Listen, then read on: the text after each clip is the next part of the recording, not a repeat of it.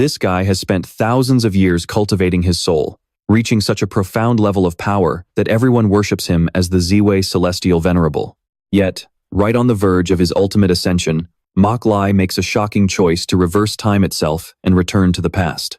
Just then, a pillar of light beams down onto the altar, as a massive bolt of lightning strikes out of nowhere, hitting the rooftop of a school building. Mok Ly has returned to May 2017, back when he was still a college student. Chow the hang. In this life, I swear I won't let you hurt my family ever again. With that thought, Mok Ly picks himself up, shakes off the shock, and runs straight back to the Longsan Polytechnic University dorms. Inside room 1103, he is the only one who has reincarnated back to this moment. Mok Ly knows exactly what he has to do first. Make cash, and make it fast. To pull his family out of poverty, he has to scrape up every single penny he can. Determined, he flips open his laptop and starts typing away like crazy. A moment later, loud voices echo from the hallway. It looks like his roommates are finally back. They're planning to check out the new crawfish spot near campus, and everyone is pumped. But the second they open the door and see Mok Ly sitting at his desk, their mood instantly flips, and they start mocking him. Yo, look who it is. Young Master Mok is skipping class today? The boys are starving, so how about you treat us to dinner tonight? Mok Ly hears them but completely ignores them, keeping his eyes on the screen and typing away. Seeing no response, the roommate snaps aggressively. You broke loser. You think you're too good for us now? You're not scared we'll spill your little secret to the whole class, are you? You're not some rich trust fund kid. It's all a pathetic lie you made up. Want us to expose you and make you famous across the whole school? Mok Ly couldn't care less. At this point, he has finished formatting his laptop's hard drive, wiping out every last bit of data. Seeing Mok Ly ignoring them and their roommate getting more heated by the second, the other two quickly step in to cool him down before a fight breaks out. Come on, Chu, let it go. If the guy wants to play pretend and act rich, just let him. But seriously, Mok Ly, we've been keeping your secret this whole time, and you don't show a single bit of gratitude. Acting so ungrateful is really not a good look, man. Mok Ly knows they're all cut from the same cloth.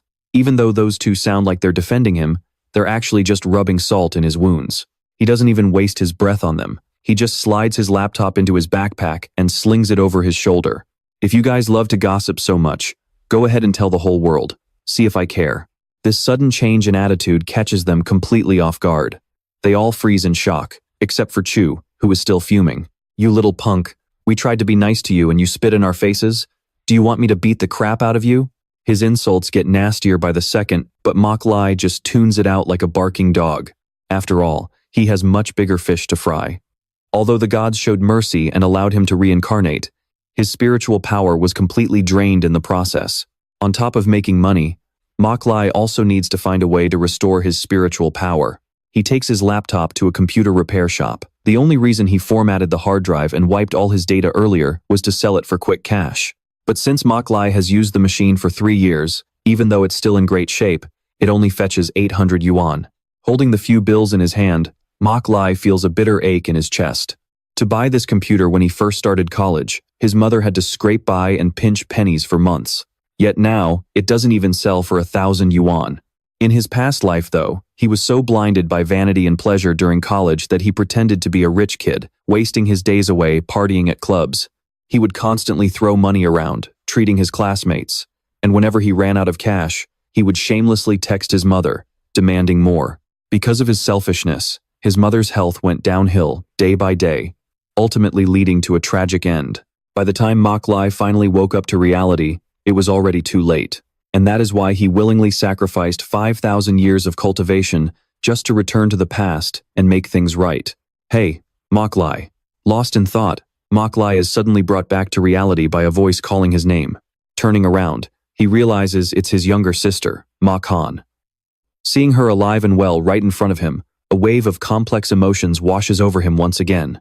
Because in his past life, his actions dragged her down, eventually driving her to jump from a high rise to end her own life. Noticing the pale look on his face, Mok Han asks, "What's wrong, bro?" "It's nothing, really. It's nothing." Mok Ly snaps out of his memories and quickly waves his hands. In his heart, he swears that in this life, he will protect his sister at all costs and never let any harm come to her or their mother. Then, Mok Ly watches as she rummages through her bag, pulls out a paper envelope, and hands it to him. She says there is 5,000 yuan inside, which is the money she earned from her part-time job over the last 2 semesters. Take it, and stop begging mom for money. Mok Ly is stunned. How on earth did his little sister get this much cash? Mu Xin anxiously shoved the pouch of money back into his hands. She forced it on her older brother, snapping at him to stop playing dumb because she already knew Mu Ly had threatened their mother, saying he would drop out of school if she did not hand over the cash. She also knew he spent his days running wild and partying with a bunch of deadbeat friends. But at the end of the day, they were still flesh and blood. Neither his mother nor his sister could ever bring themselves to abandon him. Take it and start acting like a decent human being, young Master Mu. Hearing that title, young Master Mu, felt like a bitter slap in the face. In his previous life, Mu Ly was so blinded by his cheap pride that he acted like a parasite, completely draining his own mother and sister dry. But in this life, he really did not need it anymore. He told his sister to keep the 5,000 yuan for her school expenses. But the moment he mentioned school, his sister's face fell. After hesitating and stammering for a moment, she finally worked up the courage to tell him the truth. She had already dropped out. Their family was drowning in a massive debt, and lately, the creditors had started showing up at their doorstep to harass them. Their mother could not make that kind of money alone, so she had quit school to work part-time and help ease the burden, giving up her own future so her older brother could study. Hearing this felt like a sharp knife twisting in Mu Ly's heart. He rushed forward and pulled his sister into a tight embrace from behind. Startled by his sudden affection, his sister stood frozen. She asked softly, "What are you doing, bro?" Mu Ly choked out, "I am so sorry, sis. Just give me a little time. Trust me, I will make things right for our family." He spoke with absolute conviction. His sister had heard plenty of empty promises from him before, but for some reason, this time felt different. Her brother seemed changed, strangely reliable, almost overnight. After bidding his sister goodbye, Mu Ly headed straight to a traditional Chinese pharmacy. He used the cash from selling his computer to buy a selection of medicinal herbs. He then made his way to a secluded forest on the outskirts of the city. He needed a quiet place to brew his medicinal concoction. Since Earth's spiritual energy was incredibly scarce, relying on this elixir was his only option to fast-track his cultivation. Before long, the boiling herbs in the pot began to fuse together, finally turning into a completely clear liquid. The liquid looked just like pure water, a sign of flawless success. Without hesitation, Mu Ly gulped down the entire bowl and sat down to meditate. He focused on regulating his energy. In the path of cultivation, there are 5 major realms, spanning from the lowest to the highest. These are the Qi refining realm, the golden core realm, the divine soul realm, the soul transformation realm, and the legendary diva realm. Even though he had lost all his cultivation, his memories and centuries of experience from his past life remained untouched. This wisdom would guide his path back to power. It would allow him to rebuild his foundation at lightning speed. Even if he only reached the first level of the Qi refining realm, he would still possess terrifying power compared to normal humans. Closing his eyes, Mu Ly focused with absolute precision. After 1 hour of intense meditation, he successfully broke through to the first level of the Qi refining realm. Eager to test his newfound strength, he threw a simple punch forward. The sheer force of the blow shattered the trunk of a massive tree. Mu Ly smiled in satisfaction. For now, this level of power was more than enough to handle any martial artist in Huaxia. With his self-defense sorted out for the moment, his next immediate priority was finding a way to make quick cash. A perfect solution instantly sprang to mind, leading him straight to a local internet cafe. But he wasn't there to play games. He logged on to access the Era, a highly exclusive trading network. It was the ultimate global black market, a place where people traded classified information, rare items, and accepted dangerous missions. As soon as Mu Ly opened the homepage, a high-profile contract pinned at the very top caught his eye. Posted by an anonymous user, the target was the daughter of Su Wen, a wealthy tycoon in Longshan. The bounty for her life was a staggering 10 million yuan. The status below showed that a notorious assassin named Feng Qi had already accepted the contract. In the forums, the comment section was practically exploding. Feng Qi was a top-tier assassin. If he was personally handling the hit, the Su family's precious daughter was as good as dead.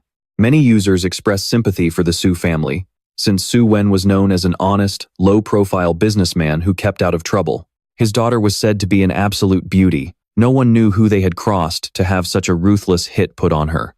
Mu Ly found it hard to believe someone would spend 10 million yuan just to kill a young girl, but to him, this was a golden opportunity. Scrolling down further, he spotted an urgent plea for help posted by Su Wen himself.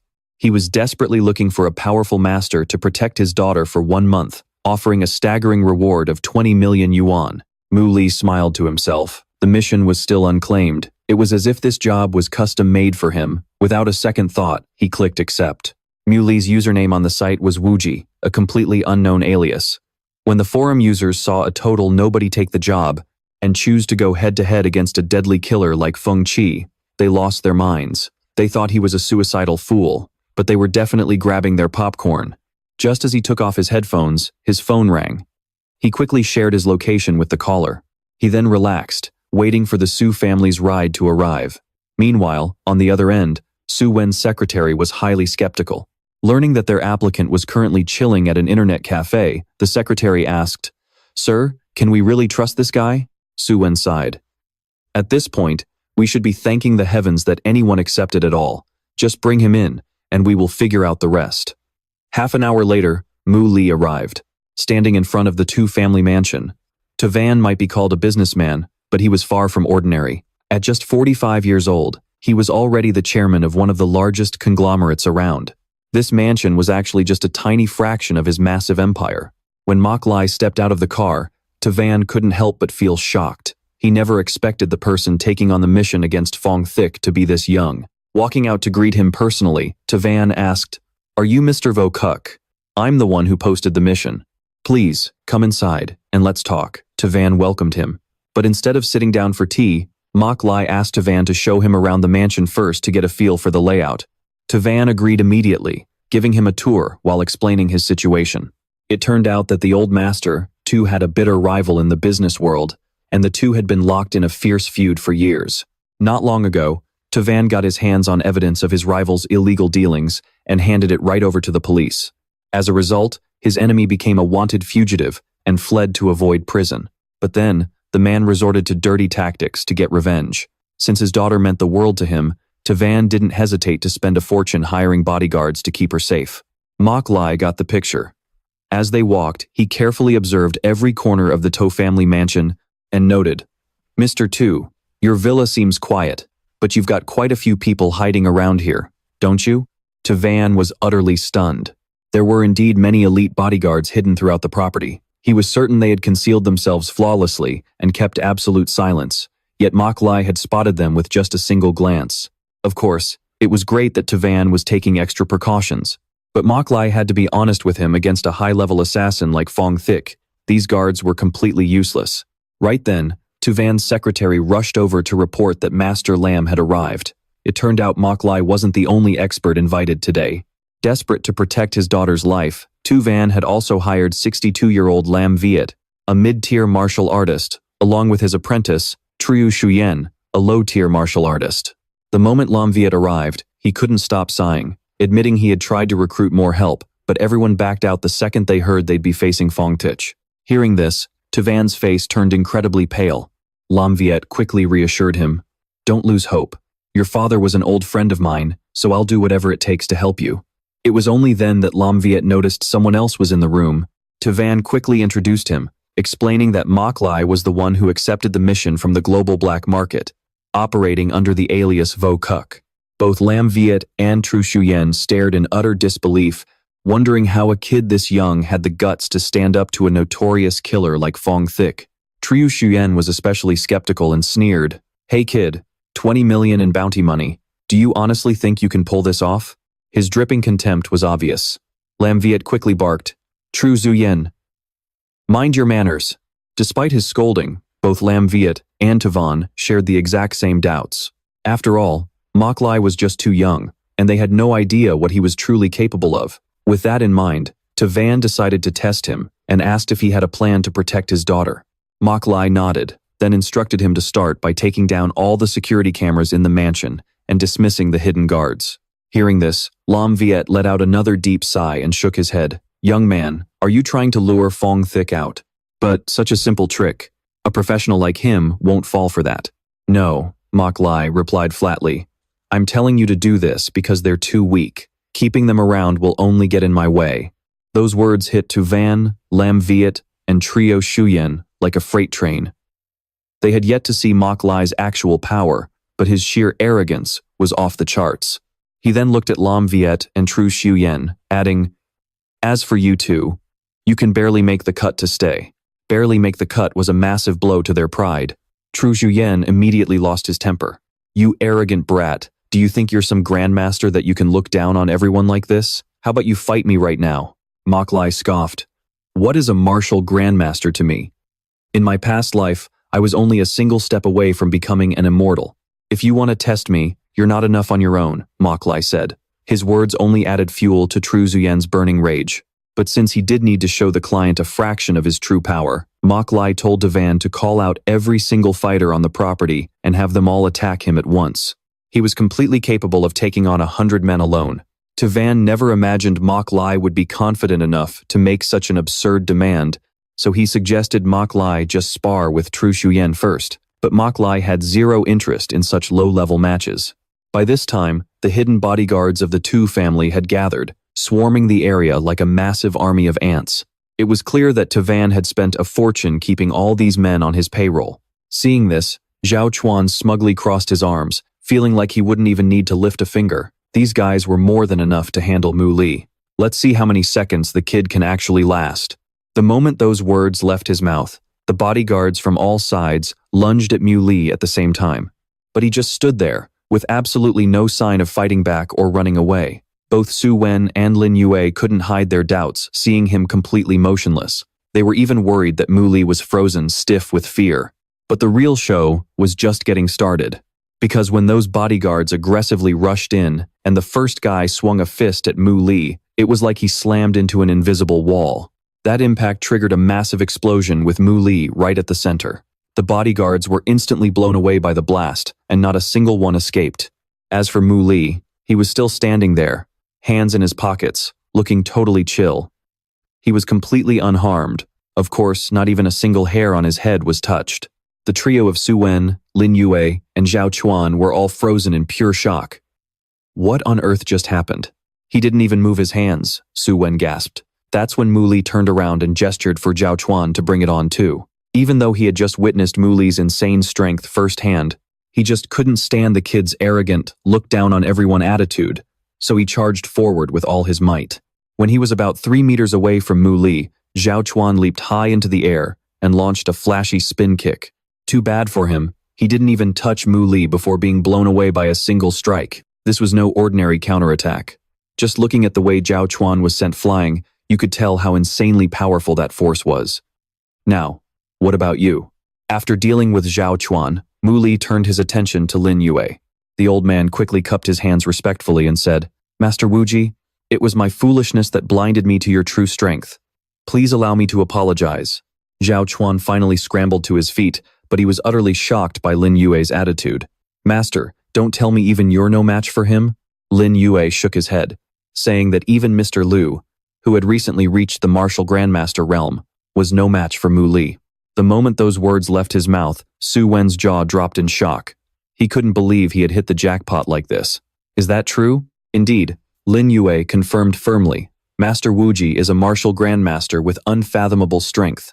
Since Lin Yue said it, it had to be true. Su Wen had always listened to his advice blindly, but this piece of news was still a little hard to swallow. After all, Mu Ly looked so young. He didn't look like a legendary martial grandmaster at all. And right at that moment, Su Wen's daughter, who had absolutely no idea how dangerous of a situation she was in, finally woke up. Now that Mu Ly's strength was proven, Su Wen brought him inside to officially discuss the plan to protect his precious daughter. Before that, Mu Ly had laid down 2 conditions. First, an upfront deposit of 2 million yuan. Second, during the mission, they must follow his instructions unconditionally. If he said go east, they absolutely could not go west. Su Wen naturally had no reason to refuse, so he quickly ordered his people to get the money ready. Mu Ly nodded in satisfaction, then added, "Once I get the deposit, I'll need to go out tomorrow to handle some personal matters for a day." Hearing this, Su Wen instantly panicked. That guy Feng Qi was notorious for acting fast. Su Wen was terrified he might strike and make a move on his daughter today or tomorrow. "In that case, your daughter will just have to tag along with me." Mu Ly replied. Su Wen was conflicted because he believed nowhere was safer than the Su family villa. That was exactly why he had been keeping his daughter locked inside the house for the past few days. While he was lost in thought, Master Su heard his daughter calling out, "Dad!" The three of them looked up and saw Sujiaki standing on the stairs, looking half asleep and still wearing her nightgown. She was Su Wen's only daughter, who had just turned 19 this year. She was indeed exceptionally beautiful. Seeing his daughter dressed like this, Su Wen felt both embarrassed in front of his guest and anxious. "Why are you dressed like that in public? We have guests over. Go change your clothes right now." "Well, I'm locked up in this house like a prison every day, just eating and sleeping. If I can't wear pajamas, what else am I supposed to wear?" Sujiaki shot back, her attitude clearly rebellious. Su Wen was furious, but Lin Yue quickly stepped in to calm things down, saying that since she'd been cooped up inside for so long, it was only natural for her to feel frustrated and act out. Sujiaki glanced at the group, and seeing Mu Ly's unfamiliar face, she pointed straight at him. "Who's this guy?" "Sujiaki, I'm warning you. Master Wuji is an honored guest who's here to protect you. Don't be rude." Su Wen grew even more anxious, terrified that his daughter would offend Mu Ly and make him walk away. But the girl was clearly spoiled since childhood. Hearing that Mu Ly was there to protect her, she didn't show any gratitude at all. Instead, she looked down on him. Just by himself, Mu Ly set his teacup down with a sharp clink, making Master Su even more nervous. He then stood up and casually introduced himself to the young heiress. To keep her safe, he demanded that the young lady follow his instructions for the next month. In return, he promised not to restrict her freedom or lock her inside the house. Hearing this, Sujiaki immediately latched onto the most important detail. "If you're not restricting me, then I want to go out." Mok Ly turned to look at Tavan.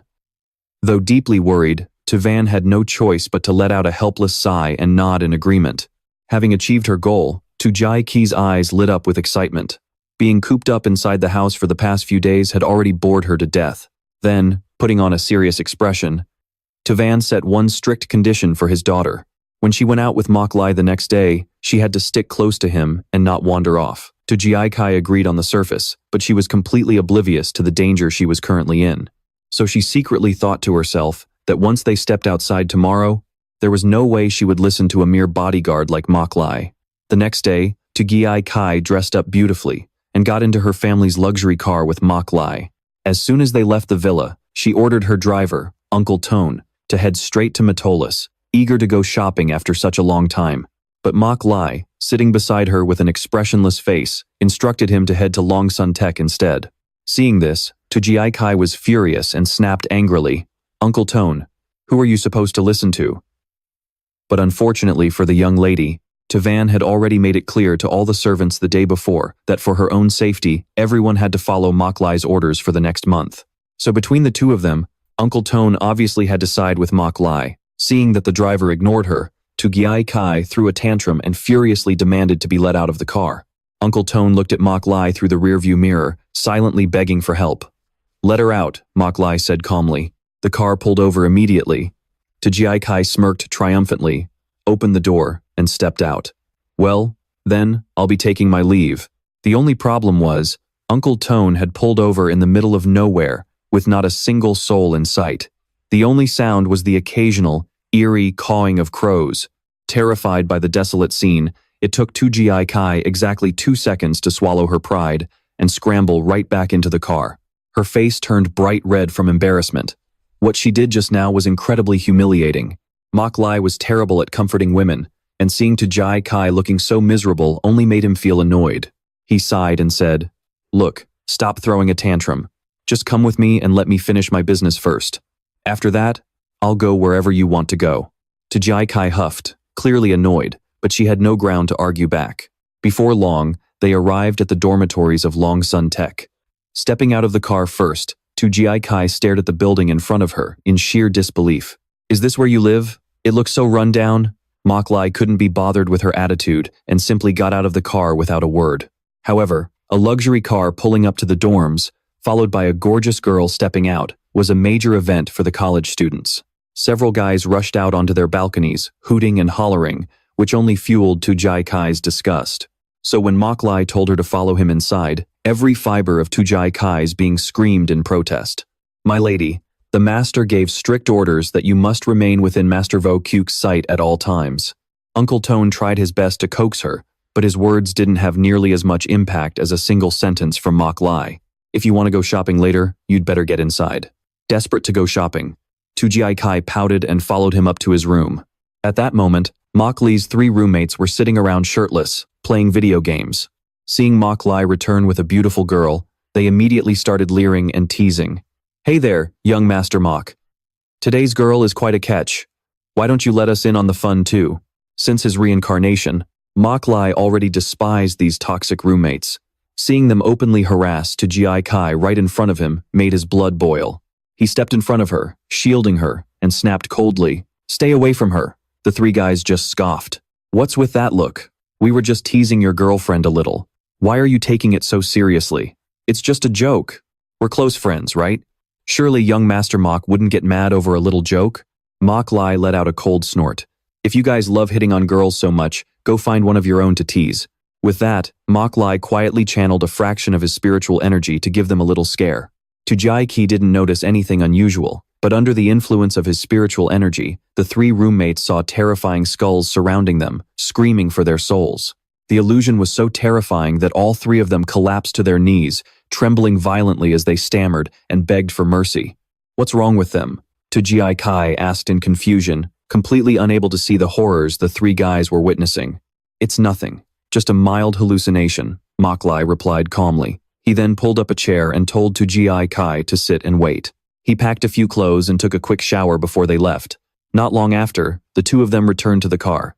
Still full of questions about the reactions of Mu Ly's roommates, Sujaki asked, "Hey, spill the beans right now. What kind of dark magic did you use back there anyway?" Seeing the dramatic attitude of the young heiress, Mu Ly got a real headache and raised his fist. "You already know how strong I am, yet you still dare to disobey me?" Instinctively, Sujaki took a step back, raised both hands to shield her face, and screamed. But Mu Ly just calmly sat back down and said nonchalantly, "Just kidding. How could I ever strike a delicate heiress like you?" Realizing she'd been teased again, Sujaki was absolutely furious, wanting to throw hands with Mu Ly right there in the car. At that moment, Uncle Tone, who was driving, turned around and asked where they wanted to go next. Getting back to business, Mu Ly called his sister to ask where she was. Mu Xin told him she was at work and sent him the address. The car quickly drove over to 107 Longsa Road. But when they arrived, Mu Ly realized the place was a restaurant. But this wasn't just any ordinary diner. All the servers were young girls dressed in maid outfits, treating customers like their absolute masters. Clueless about Mu Ly's sister working there, Sujaki assumed he just had a weird fetish and couldn't help but burst out laughing. "So, you're into this kind of stuff, huh?" Mu Ly didn't reply, still in complete shock. He had no idea his sister was working in a place like this. The 2 of them went inside, got a table, and ordered some food. Mu Ly then asked their server if there was anyone named Mu Xin working there.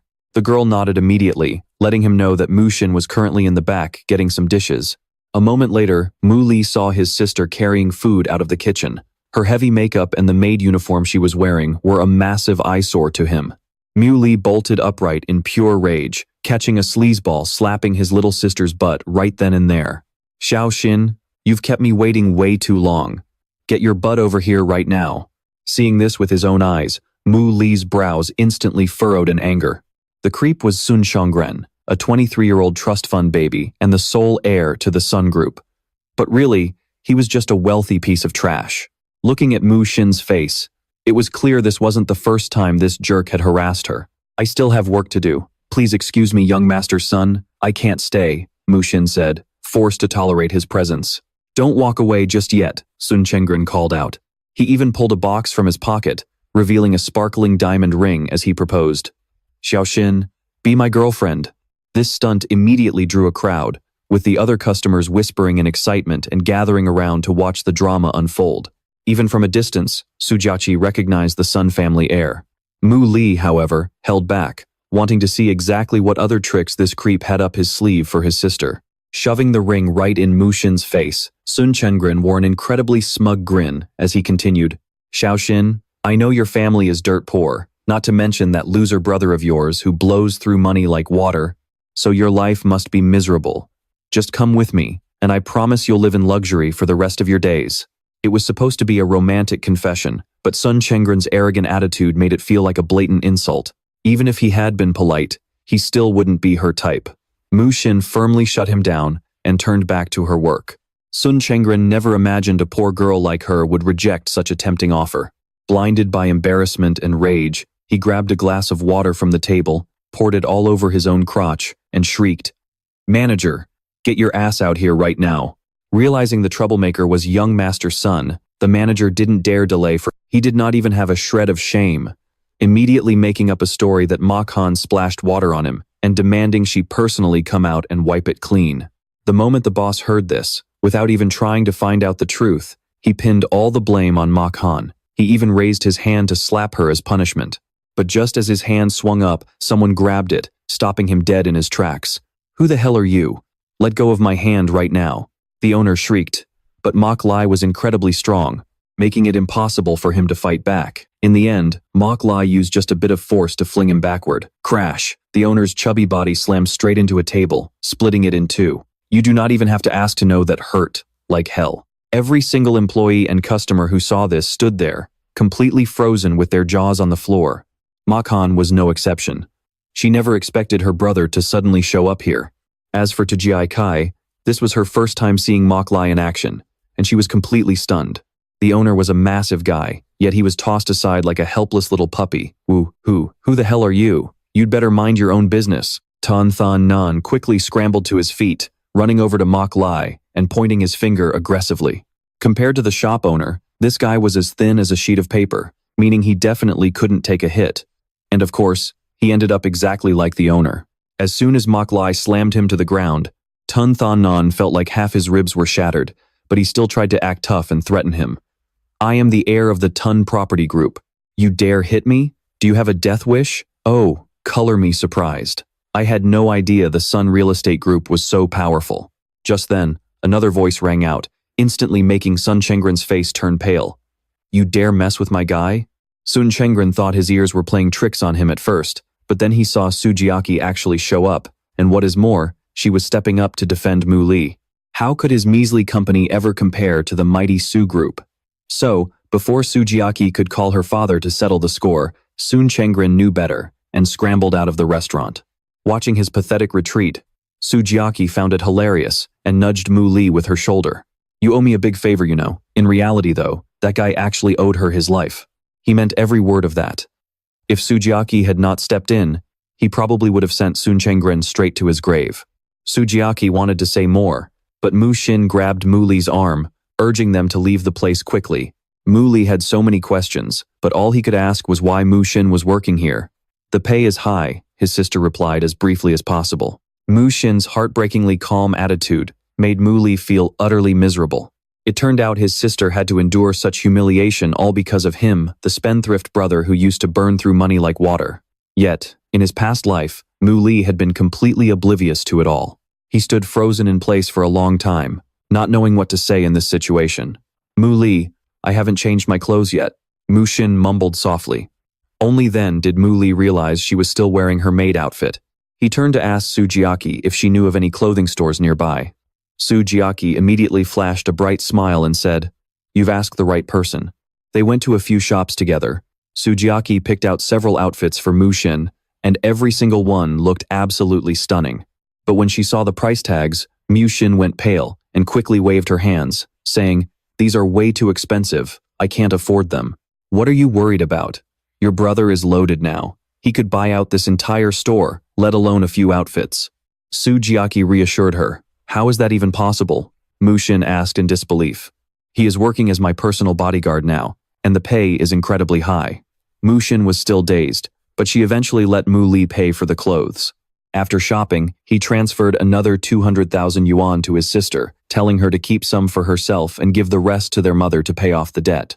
Knowing Mu Xin had a lot of questions, Mu Ly couldn't exactly tell his sister that he had been reincarnated, and even if he did, she probably wouldn't believe him anyway. So he made up a story, claiming that he had recently crossed paths with a mysterious master. This master had awakened him and passed down some profound martial arts. In short, he was a completely changed man now. He thought his fabricated story was quite convincing, but Mu Xin wasn't that gullible. "Mu Ly, Do you honestly expect me to believe such nonsense? Sis, I really have changed. Mu Ly pleaded earnestly. Can a person really change overnight for absolutely no reason? Mu Xin asked. Her question left Mu Ly completely speechless. The two stared at each other in silence for a few seconds, before Mu Xin suddenly burst out laughing. Whatever. No matter what the real reason is, you don't have to tell me if you don't want to. I'm just glad you've changed. I'll go home and tell Mom about all of this.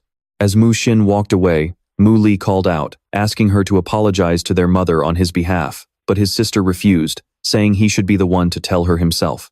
Once his sister was out of sight, Mu Ly finally felt relieved and returned to the car, only to be teased by Sujiaki. Hey there, mighty martial arts master Mu Ly, let me ask you something. You're not one of those fearless tough guys who is secretly terrified of his little sister, are you? Mu Ly did not reply, but his slightly flushed cheeks from embarrassment spoke volumes. Seeing that, Sujiaki stopped teasing him. As the car started moving, she kept bringing up how much she had helped him out today. First, there was the Sun Chengren situation, and then she helped him take his sister shopping. So by all accounts, Mu Ly should pay her back. Mu Ly knew exactly what the young heiress was hinting at, so he told Uncle Tone to drive wherever she wanted. We can go wherever you want now. Hearing this, Sujiaki squealed with joy and immediately instructed Uncle Tone to head straight to the Metropolis Mall, because after all, her absolute favorite thing in the world was shopping. Since the young heiress was in such a fantastic mood, they shopped non-stop until late afternoon. As for Mu Ly, his duties as her bodyguard now included serving as a human clothes rack. Only when the back seat was completely piled high with Sujiaki's purchases did she finally feel satisfied enough to head home. Right before Uncle Tone started the car, Mu Ly suddenly sensed that something was off. The older man was sharp enough to notice the slight shift in Mu Ly's expression and asked, Mr. Wuji, is something wrong? It is nothing, let's head back, Mu Ly replied. But his gut feeling was spot on, because at that very moment, they were already being tailed. The road back to the Su family villa in the suburbs passed through a sparsely populated, mountainous area. Everything had been perfectly fine on the way there, but on the way back, Uncle Tone had to slam on the brakes because a massive, uprooted tree was blocking the road.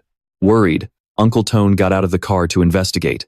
Mok Ly accompanied Uncle Tone, but just as the older man was focused on finding a way to move the tree trunk, something suddenly ripped through the air, hurtling right toward them. Normally, Uncle Tone would have lost his life before he could even see what it was, but fortunately, he was with Mok Ly. Using his power, Mok Ly stopped the object dead in its tracks. Once Uncle Tone realized it was a bullet, his legs gave out from sheer terror, and he collapsed onto the ground. Master Vovo Cook, what is this? Uncle Tone stammered.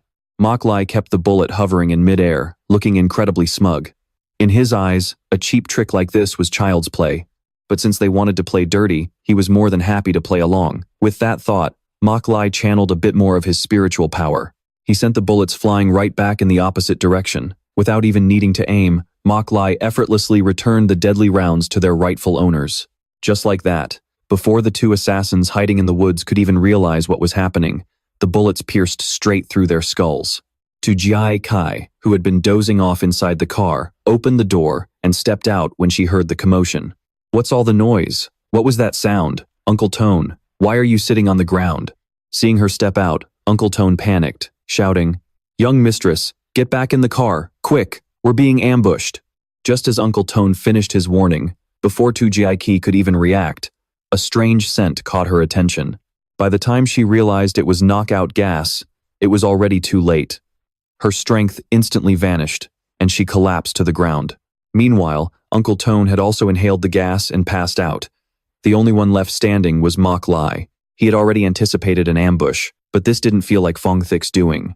Wanting to find out who was pulling the strings, Mok Ly decided to play along and turn the tables on them.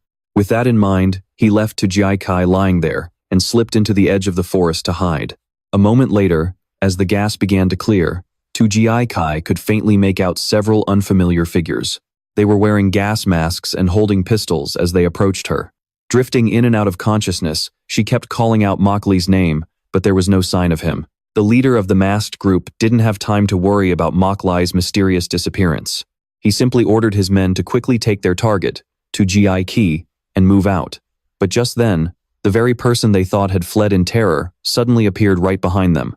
Who do you work for? Where did you come from? Hearing Mok Ly's voice, the men spun around in shock, realizing they had fallen for a classic diversionary tactic. But when they saw he was alone, they let out a sigh of relief.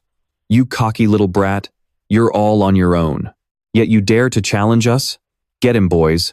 Teach this kid a lesson he'll never forget." Spurred on by their leader, the kidnappers rushed Mok Ly all at once. But to him, they were nothing but small fry. Mok Ly casually plucked a few leaves from the roadside things that would normally be completely harmless. But in his hands, those delicate leaves transformed into deadly hidden weapons. With a single flick, Mok Ly easily tore through the enemy's defense. The leader's eyes nearly popped out of his skull in sheer disbelief. Killing people with mere leaves? How had he never heard of such a terrifying master in Sunlong City? "Let me ask you one more time. Where did you come from?" Mok Ly had spared this last guy specifically to interrogate him. But to his surprise, the man preferred death over spilling any secrets. Realizing he stood no chance against Mok Ly, he bit down on a poison capsule hidden in his tooth. Within seconds, he was coughing up blood and collapsed onto the ground. With his only lead dead, Mok Ly couldn't help but feel frustrated. But since the guy was already history, it was time to head home. He used a bit of his strength to shatter the massive tree blocking the road. He then walked back to Tujaikai and channeled some inner energy into her to neutralize the knockout gas. He hadn't planned on waking her up just yet to avoid any unnecessary drama. But right at that moment, Tujaikai slowly opened her eyes. The moment she opened her eyes, she saw Mok Ly staring down at her, with his finger pressed right against her chest. Her immediate instinct was to bolt upright, cover her chest with both hands, and scream at the top of her lungs. "What do you think you're doing, you pervert?" This was exactly the kind of drama Mok Ly had been hoping to avoid, but there was no escaping it now. "Saving your life, what else?" he replied. Tujaikai still didn't believe him, but when she looked around and saw the masked men sprawled all over the ground, reality hit her. Tujaikai turned pale with fright, especially when she realized these were professional hitmen hired to take her out. Not long after, Uncle Tone also regained consciousness. Seeing the chaotic scene before him, his reaction was pretty much the same as Tujaiki's. Mok Ly told Uncle Tone to drive them back to the To family mansion, reassuring them that the fallen tree blocking their path had already been dealt with. Once they arrived back at the Tu family villa, Mok Ly explained everything that had happened to Tu Van and Lam Viet. His daughter didn't cross paths with Fong Thick today, but she ran into a completely different group of assassins. This news left Elder Master to deeply worried. Could they be from the Sat Sin Mon? Lam Viet asked. "I don't think the Shasheng sect would resort to such low-level tactics, but those assassins, they all had a leaf tattooed on their wrists." Mu Ly replied, "For now, this is all the clues you have." Hearing about that leaf tattoo, Lin Yue frowned slightly. He vaguely remembered hearing about that tattoo before, but he couldn't quite place which organization it represented. He just hadn't expected that besides Feng Qi, there were others targeting Su Jiaqi. This kept Mr. Su, who was a deeply protective father, on constant edge. He decided that Su Jiaqi wouldn't be allowed to go out anymore. "We really can't let our guard down," Mu Ly agreed. Then, as if remembering something, he asked Su Wen to find him some high-quality jade bracelets. Although Mr. Su had no idea what he wanted them for, he immediately had his secretary find exactly what Mu Ly requested. The Su family never lacked wealth and jewelry, so it didn't take long for her to bring over a box filled with green jade bracelets. One look was enough to tell they were top quality. Mu Ly took the box, highly satisfied. "Could it be that Mr. Wuji wants to consecrate these jade bracelets to ward off evil spirits?" Su Wen asked. "Consecration to ward off evil is just a trick used by street swindlers. No martial artist believes in that stuff," Lin Yue replied, leaving Mr. Su a bit embarrassed. "My apologies, I guess I am just ignorant." That night, Mu Ly took the box back to his room. Actually, Mr. Su's idea of consecration wasn't entirely wrong. After sorting out the finest jade pieces, Mu Ly began channeling his spiritual energy into them. Then, picking out a solid jade bracelet from the bunch, he went over and knocked on Su Jiaqi's door. She opened the door with a grumpy look and asked, "It's this late, what do you want?" Mu Ly handed her the bracelet and said, "Starting tomorrow, keep this close to your body at all times." Mu Ly's words were perfectly innocent, but somehow Su Jiaqi took them the wrong way. She instantly covered her chest, her cheeks turning bright red. "Close to my body? What are you trying to do to me?" Mu Ly really couldn't comprehend what went on in her head all day, but he couldn't be bothered to argue with this spoiled young miss. Leaving her to her wild imagination, after giving the bracelet to Su Jiaqi, He brought the jewelry box back down to the living room. Lin Yue and Su Wen were still awake, so Mu Ly decided to show them a little demonstration. He borrowed a pistol from a bodyguard. He casually tossed a jade amulet into the air, aimed, and pulled the trigger. The bullet shot out, but when it was barely a few inches from the jade, it hit an invisible barrier and was deflected. Seeing this, Lin Yue couldn't help but gasp in awe. That is incredible. The jade landed back in Mu Ly's palm, but immediately shattered into 7 or 8 pieces. Su Wen immediately realized that the barrier could only block one fatal attack. Still, they understood that saving a life even once was incredibly precious. A treasure like this obviously couldn't last forever. Not exactly, Mu Ly explained. That was just a prototype, so it can only be used once. These are the real deal. Each one can be used 4 or 5 times. Of course, the bracelet Mu Ly gave to Sujiaki was the absolute best one. Since she was the primary target, he gave the remaining pieces to Lin Yue and Su Wen. He also told them to give one to their mother and sister, just in case they were targeted as collateral damage. Su Wen didn't dare delay and immediately had his men deliver them. The next morning, Sujiaki stared at the jade bracelet Mu Ly had given her for a long time. She had no idea of its miraculous power and dismissed it as unfashionable, ultimately deciding not to wear it. As she came downstairs, she ran straight into Mr. Su, who was sipping tea in the living room. "Where do you think you're going?" he asked. "Out to have some fun," Sujiaki stubbornly replied. This girl was truly fearless. After what happened just yesterday, she wasn't scared at all. But Mr. Su, on the other hand, was terrified. To him, the outside world was now crawling with bad guys waiting to take his daughter's life, so he refused to let Sujiaki go out. Mu Ly hadn't planned on interfering, but seeing that Sujiaki wasn't even wearing the bracelet he gave her left him with no choice. He had to accompany her outside. This young miss was undoubtedly beautiful, but she seemed a bit clueless. Yesterday, she was literally chased by assassins with her life on the line, yet today, she had already forgotten the danger. Not only did she refuse to wear Mu Ly's bracelet, but she was also annoyed that he was sticking to her like glue. All along the way, Sujiaki kept trying to lose him. Having him tail her made her highly uncomfortable. After a while, a sudden idea popped into Sujiaki's head. She claimed she needed to use the restroom. Since they were of different genders, Mu Ly obviously wouldn't follow her inside. So, he patiently waited outside. He knew this girl was up to some mischief, but he didn't expect the young miss would actually try to climb out of a window. Yet, the moment Sujiaki squeezed her way out of the restroom window, she found Mu Ly already waiting for her below. "When did you even get here?" Sujiaki asked in shock, precariously balanced on an air conditioner unit mounted on the wall. "Don't worry about when I got here. The point is, right now, you." "Hey, you're exposing yourself there," Mu Ly kindly pointed out. Hearing this, Sujiachi's cheeks instantly flushed bright red. After screaming at the top of her lungs, she quickly scrambled back inside the restroom. Her grand plan to shake Mu Ly off had completely failed. Sujiaki decided to protest by staying locked inside the restroom, refusing to come out, while Mu Ly patiently waited outside. There wasn't a single hint of annoyance on his face. As he waited for her to finish her business, Mu Ly suddenly heard someone calling his name. Turning around, he realized the person speaking was Ji Jiao. She was his high school classmate, and back then, she was the school's ultimate goddess, stunningly beautiful, with a gentle and friendly personality to match. Mu Ly used to be one of her many secret admirers. In his past life, when he was down on his luck and wandering, Ji Jiao had actually helped him once. "Long time no see, Ji Jiao," Mu Ly greeted her. Seeing a stranger, the naturally curious Sujiaki peeked out from the restroom door to spy. Ji Jiao noticed her and asked Mu Ly, "This pretty girl is your girlfriend, right?" "I must be right, aren't I?" Before Mu Ly could even answer, Sujiaki screamed, "Who would ever want to be his girlfriend?" Then she quickly pulled her head back in.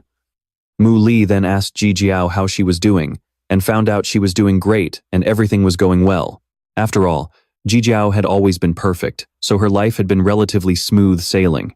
On the other hand, she was surprised to see how much Mu Ly had changed. His whole vibe was completely different now. "Time changes people," Mu Ly replied. His words made Ji Jiao burst out laughing. "How old are you even? Why do you sound like such an old man?" Mu Ly didn't argue. If she knew he had lived for 5,000 years, she would probably be scared out of her mind. After catching up for a bit, Ji Jiao suddenly remembered something. In a few days, it would be her birthday, and she was hosting a party at her place. Having run into an old friend, she invited Mu Ly to come along. She promised to text him the time and location, With no reason to refuse, Mu Ly promised he would definitely be there. Ji Zhao nodded. All right, I won't ruin your date then. I don't want to scare your girlfriend so much that she never comes out of the restroom. After saying goodbye, Ji Zhao walked away. Watching her leave, Mu Ly couldn't help but feel a strange sense of irony. He never expected to run into people in this lifetime that he thought he had long forgotten. Just then, the phone in his pocket vibrated. Mu Ly answered, only to hear Uncle Tone's panicked voice on the other end, reporting that Sujiaki had stolen the car keys and driven off, even though she didn't even have a driver's license. Don't worry, I've got this, Mu Ly reassured him.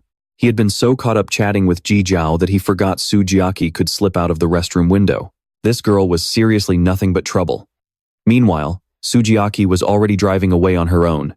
The taste of freedom felt amazing. But not long after leaving the mall, she heard police sirens wailing right behind her. Moments later, the police cruiser cut off the young heiress's car, blocking her path. An officer stepped out and said they had received a report about an unlicensed driver, demanding Sujiaki to show her driver's license. She instantly froze in panic because she obviously didn't have one to show. While Sujiaki was frantically trying to figure out what to do, she suddenly heard Mu Ly's smug voice. If you don't know how to drive, stay out of the driver's seat. Don't give female drivers a bad name.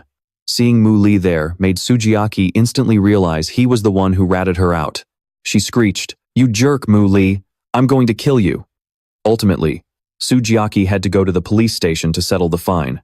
This resulted in the young heiress giving Mu Ly the silent treatment for the next 3 days. For 3 whole days, Sujiaki locked herself in her room, refusing to step outside. When Mu Ly finally knocked on her door after those 3 days, her face was still dark with anger. "What do you want? Get lost. I don't want to see you," she snapped, before slamming the door shut again. "Come on out. I need your help with something," Mu Ly said, knocking a few more times.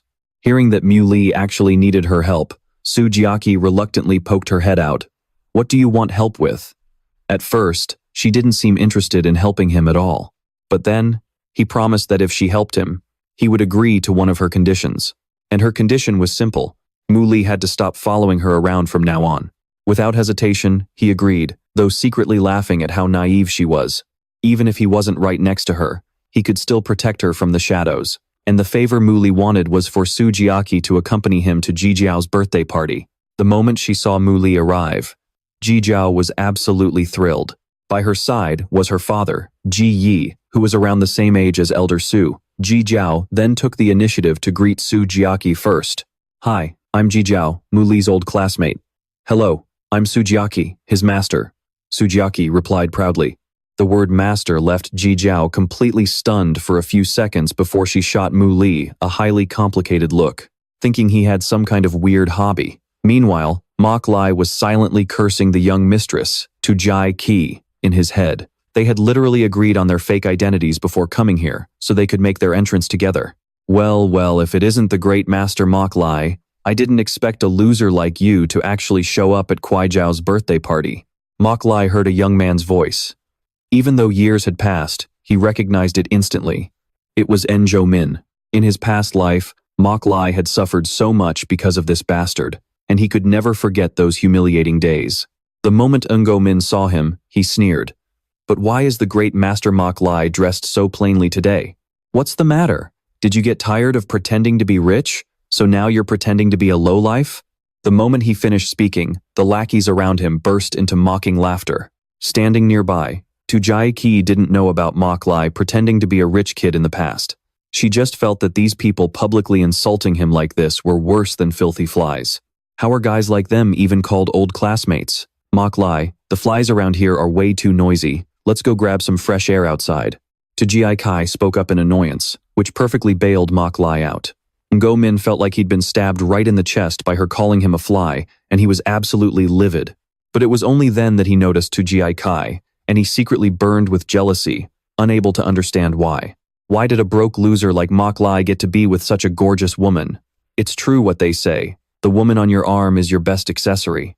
With Tujai Kai by his side, even though Mok Ly was dressed simply, they still completely outshone everyone else. Not long after, Ton Thon Nan and his father, the wealthy Ton Dai Fu, arrived at the party. As soon as they got there, he approached Kui Zhao and offered her a toast to wish her a happy birthday. Although Kui Zhao put on a polite smile, she was secretly on high alert. She had already heard about Ton Thon Nyan's terrible reputation and knew she had to keep her distance. Just as Ton Thon Nyan raised his glass, he spotted Mok Ly in the crowd. Even now, he hadn't forgotten how Mok Ly had completely humiliated him at the maid cafe last time. He had sworn that the next time they met, he wouldn't let him off the hook. While Ton Thon Nyan was busy scheming how to settle the score with Mok Ly, No Min walked out of the crowd to offer him a toast. "Hello, young Master Tan. I'm Ngo Min. We actually met once before. I was wondering if I could have the honor of being your friend." Ngo Min practically had the word "kiss ass" written across his face. Seeing this, an evil idea instantly popped into Ton Thon Nyan's head. He told Ngo Min that if he wanted to be friends, he had to do him a favor first, which was to make Mok Ly look like a complete fool in front of everyone. When Ngo Min heard this, it was like he had just struck gold. He had no idea how Mok Ly had offended young Master Tone, but if bullying him could get him in the heir's good graces, then this was a piece of cake. A scheme instantly formed in his mind. Meanwhile, Mok Ly and Tujai Kai were hanging out by the buffet. You'd never guess she was a wealthy young mistress because she wasn't a picky eater at all. She had been shoving pastries down her throat one after another, completely ignoring her image. Mok Ly told her to slow down, but she kept stuffing her face as if she had just escaped a famine. "Mok Ly, come over here for a sec." Just then, Mok Ly heard Ngo Min calling him. Turning around, he saw the guy waving at him with fake enthusiasm. Mok Ly knew perfectly well that this jerk calling him over meant no good, but out of sheer curiosity, he wanted to see what the idiot was scheming, so he started walking over. Once he got closer, he noticed Ton Thon Nyan was there too. Before he could even do anything, the guy suddenly screamed, "Hey, what do you think you're doing? Why did you steal my stuff?" After shouting, he dramatically fell to the floor. Ngo Min caught him and immediately started screaming at the top of his lungs as well. "Mok Ly, what the hell are you doing? You stole his stuff and now you're hitting him? Have you no shame?" Mok Ly was pretty dumbfounded. He couldn't believe two grown men had actually come up with such a childish, pathetic setup. With both of them making a huge scene, a crowd quickly gathered to watch the drama unfold. This was exactly the reaction those two bastards wanted. With everyone watching, Ngo Min started putting on a show, claiming that ever since high school, Mok Ly's character had been absolutely trash. And now that he was in college, he hadn't changed one bit. Seeing the noisy crowd, Kui Jiao quickly squeezed her way through and stood right in front of Mok Ly to protect him. "Everyone, this has to be a misunderstanding. Mok Ly would never do something like this." But Ngo Min just scoffed, claiming Miss Kui Jiao was too naive to see through his true colors. "Mok Ly, you stole young Master Tone's things at Kui Jiao's birthday party. Is this how you repay her for inviting you?" Ngo Min raised his voice even louder, doing everything he could to draw as much attention as possible. Meanwhile, Ton Thon Nyan quietly slipped up behind Mok Ly. He had a gold watch hidden in his hand, pretending to pull it straight out of Mok Ly's pocket, and then started shouting loudly again. "Look, everyone, this is my watch. Why is it in his pocket? Mok Ly is clearly a thief. Do you two really think I'm a complete idiot? Or do you think everyone around here is stupid?" Mu Ly sneered, then shoved Sun Chengren to the ground with a wave of his hand. Seeing this, Sun Dafu rushed over in a panic and roared, "Who the hell are you? How dare you lay a hand on my son? We are the Sun family, and we are honored guests here." Sensing danger, Ji Yi quickly rushed over to help Sun Chengren up, demanding that Mu Ly apologize to him immediately. Sun Dafu took things even further. Refusing to let his son be humiliated, he demanded that Mu Ly get down on his knees and beg for forgiveness. Otherwise, he threatened to drag him to the police station for stealing his son's watch, which was worth hundreds of thousands. It is just a watch worth a few $100,000. Is it really necessary to make such a scene? Sujiaki finally could not hold back anymore and stepped right into the chaos. The moment Sun Chengren saw her, his face turned pale. He had no idea Sujiaki would be at this party. "The watch is right there on your wrist, yet you have the nerve to call someone else a thief. Sun Chengren, do you want us to sue you for slander?" Sujiaki stood with her hands on her hips, speaking with a threatening tone, before turning to Mu Ly with a slight pout. "Why even waste your breath arguing with people like this? In the end, I still had to step in. You are totally ruining my cake time. Listen here, little girl, who do you think you are, acting so arrogant here?" This time, Ji Yi was the one who barked back. He had no clue who Sujiaki actually was, since his only focus was getting his daughter to suck up to wealthy heirs, like Sun Chengren. "It is only natural that you do not recognize me. Do you honestly think just anyone has the right to meet me?" Sujiaki replied, keeping her proud and haughty attitude. But she never expected that not only did Ji Yi fail to recognize her, but Sun Dafu was completely clueless too, even calling over security to throw her out. Throughout her life, Sujiaki had always been welcomed with open arms wherever she went. She had absolutely never been kicked out like this before. This was actually turning out to be quite an interesting experience. Suddenly, the Ji family's security guards surrounded Sujiaki. Mu Ly gently pulled her behind his back. He wanted to see if anyone would dare lay a single finger on Sujiaki while he was standing right there. It was mostly because Master Su usually kept his daughter so well protected, leaving outsiders with almost no chance to ever see her face. That is why nobody here recognized the eldest daughter of the prestigious Su family. Sun Chengren knew exactly who she was, but since no one else recognized her, he pretended to be clueless and ordered the guards to charge in and beat them to a pulp. But as the guards closed in, they suddenly felt a strange, swirling energy circulating around Mu Ly. What on earth is this? Don't tell me. He is a martial artist? Sun Chengren gasped in shock. Mu Ly chose to answer that question with his actions. As the swirling energy settled, countless afterimages of Mu Ly suddenly appeared right before their eyes. Whether they were mere illusions or actual clones, it did not matter. Within seconds, every single guard was completely wiped out. Standing a safe distance away, Sujiaki watched the entire scene. She was absolutely thrilled and cheered loudly, urging Mu Ly to teach that old man's son a lesson too, just for failing to recognize her. Seeing this, Sun Dafu was sweating buckets out of sheer terror, but he still tried to talk tough. I am the chairman of the Sun Real Estate Group. Even if you are a martial artist, you can, not possibly. Before he could even finish his sentence, a loud, crisp slap cut him off completely. Showing absolutely no respect for the old man's age, Mu Ly slapped Sun Dafu so hard, he knocked him out cold on the spot. Sun Chengren watched his father get beaten right in front of him. Having no real power, all he could do was bark empty threats at Mu Ly, which obviously had zero effect. Listen to me, and listen well, Mu Ly said coldly. Just because I stay quiet does not mean I am a coward you can walk over, and it certainly does not give you the right to insult me. Mu Ly, you are just a martial artist, do not get too full of yourself. Mu Ly suddenly remembered another nuisance he had yet to deal with. He lunged forward, grabbing Sun Chengren by the hair with one hand and Wu Ming with the other, before slamming their heads together with brutal force. The impact left them both seeing stars, and they knocked out cold immediately. Seeing his daughter's birthday party turn into a complete disaster, Ji Yi was panicking.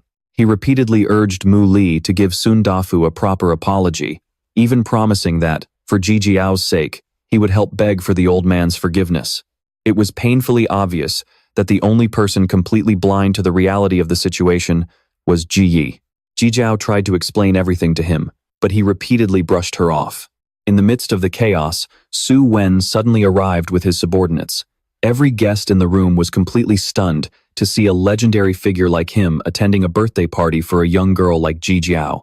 Upon entering the banquet hall, Su Wen walked straight over to Mu Ly, bowed respectfully, and said, Mr. Wuji, please forgive my late arrival. What on earth happened here? Ji Yi could not hide his utter astonishment when he saw how respectfully Su Wen treated Mu Ly. The girl that old man just ordered security to kick out turned out to be Su Wen's daughter. To make matters worse, Mu Ly was actually their guest of honor. Swallowing his pride, Sun Dafu fell to his knees in front of Mu Ly, begging for forgiveness and crying about how he was too blind to see who he was dealing with. But Mu Ly had zero interest in associating with someone like him and coldly told him to get lost. With the truth finally out, it was clear that Mu Ly wasn't a thief. The father and son duo were the ones who actually stole it and tried to frame him. And after seeing how highly the powerful Su family respected Mu Ly at such a young age, the girls at the party found him incredibly charming and rushed over, competing to get his attention. While Mu Ly was swamped by all these women, he suddenly heard Lin Yue call out to him, Mr. Wuji, the people from the Martial Alliance want to see you. Mu Ly silently thanked him for the rescue. However, this was the first time he had ever heard of this so-called Martial Alliance. According to Lin Yue, they were the Huaxia Martial Artists Alliance, reporting directly to the country's top leadership while handling anything related to Huaxia's martial artists. This time, they came because of the group that attacked Sujiaki a few days ago. Lin Yue led him to a private room. When he opened the door, there were about 5 or 6 people waiting inside. The only person sitting on the sofa was also the strongest one in the room. This was Bai Shishan, the leader of the Martial Alliance's 2nd Division branch in Longshan City. So this kid is Wuji? He is so young, yet he actually dared to challenge Feng Qi. Next to Bai Xishan stood a younger man with an arrogant look, clearly looking down on Mu Ly. This immediately rubbed Mu Ly the wrong way. "Just say what you want and stop beating around the bush," Mu Ly said impatiently. "We received word that Su Wen's daughter was targeted, and we heard you were the one protecting her, little brother. We just wanted to drop by and say hello," Bai Xishan replied. Mu Ly simply let out a flat, "Oh," then turned around to leave. "If we are done saying hello, then I will be taking my leave." To the others, this attitude was highly disrespectful to Bai Xishan. This threw the younger man into a raging fit. If Chief Bai hadn't stepped in to stop him, a fight would have broken out right then and there. Bai Xishan then shared some crucial information, revealing that the people who went after Sujiaki the other day were from the Heiwan sect. He also warned Mu Ly that the Heiwan sect was incredibly powerful, so he shouldn't try to face them all alone. He promised to send members of the Martial Alliance to secretly protect Sujiaki. "Fine by me," Mu Ly muttered before walking out. "Chief, that kid is way too arrogant. We should have taught him a lesson." The young man acted like his tail had been stepped on, throwing another fit.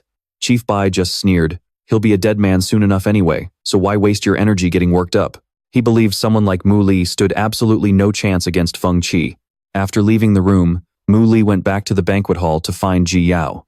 Things had been so chaotic earlier that he hadn't even had the chance to give her his birthday gift. Ji Yao accepted the box from Mu Ly, opening it to find a glowing, beautiful piece of green jade inside. "Mu Ly, this is way too valuable. I can't accept this. It doesn't matter how expensive it is. Just make sure you keep it on you at all times. In a pinch, it will keep you safe." Mu Ly said this because he had infused this jade with the same protective magic he put on Sujiaki's bracelet. "All right, then I'll accept it." Little did they know, Sujiaki was watching them from afar. She kept pouting and looking annoyed, though it was hard to tell if she was jealous or just mad that Mu Ly used her family's jade to flirt with another girl. Once the birthday party wrapped up, there was a masquerade ball. Out of respect for Ji Yao, Mu Ly agreed to stay. While everyone wore simple masquerade masks, Sujiaki somehow found a full-body bunny suit, completely ruining any elegance expected of a wealthy young lady. After waiting a bit longer, Ji Yao finally appeared in a stunning dress with wings on her back, looking just like a little fairy. Mu Ly couldn't help but stare in awe. She truly deserved to be the girl he had spent his entire past life secretly loving. In this life, Ji Yao was still just as breathtakingly beautiful. "Mu Ly, let's dance together," Ji Yao suggested. Mu Ly wanted to decline since he didn't know how to dance, but Ji Yao enthusiastically offered to teach him, so the two of them happily walked hand in hand to the dance floor. Just as they were getting lost in the music, the lights in the room suddenly went pitch black. He thought some romantic surprise was coming next, but instead, what awaited Mu Ly was a blood-curdling scream from the young miss, Sujiaki. "Who are you people? Let me go! Mu Ly, save me!" Mu Ly rushed off immediately, leaving Ji Yao behind, but the moment he left, two men closed in on Ji Yao to kidnap her, scaring her half to death. However, just as they reached out to grab her, the jade pendant around Ji Yao's neck flared with a blinding light, forming a solid barrier around her. Realizing things had gone south, the two men immediately fled. Their attempt to kidnap Ji Yao had failed, but still managed to carry back his prize, Sujiaki. The mastermind behind this was none other than Hong Daoba, the hall leader of the Heiwan sect. Just as the kidnappers were about to make their escape, they were spotted by Bai Xishan. It seemed these two sides shared a deep, long-standing hatred. Both were dead set on wiping each other out, but right as their standoff reached a boiling point, Mu Ly calmly walked up to them.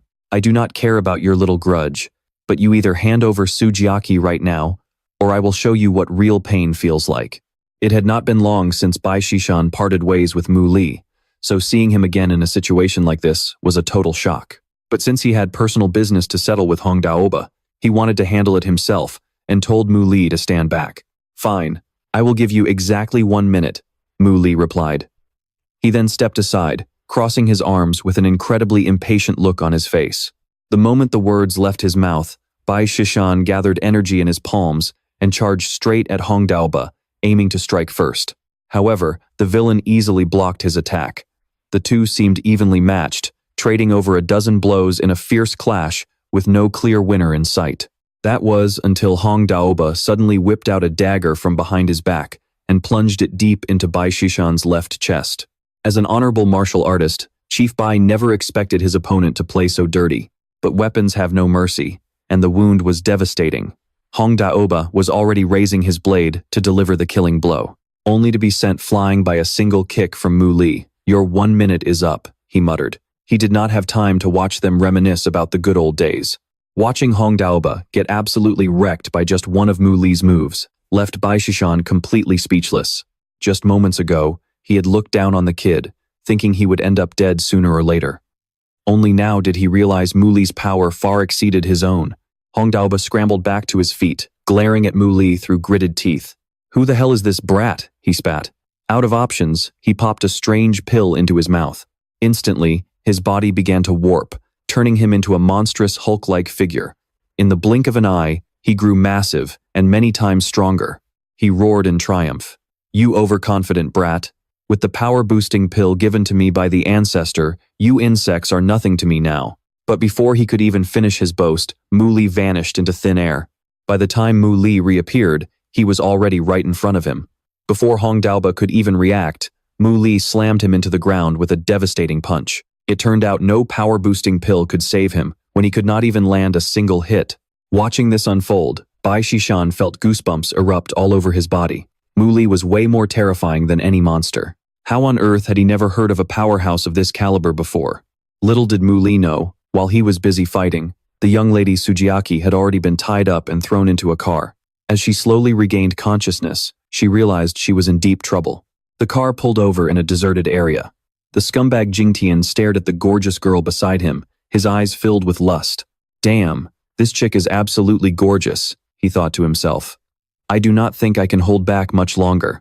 His creepy movements made Jiaki scream in terror, but just as he leaned in to force a kiss, Wenchong cut him off.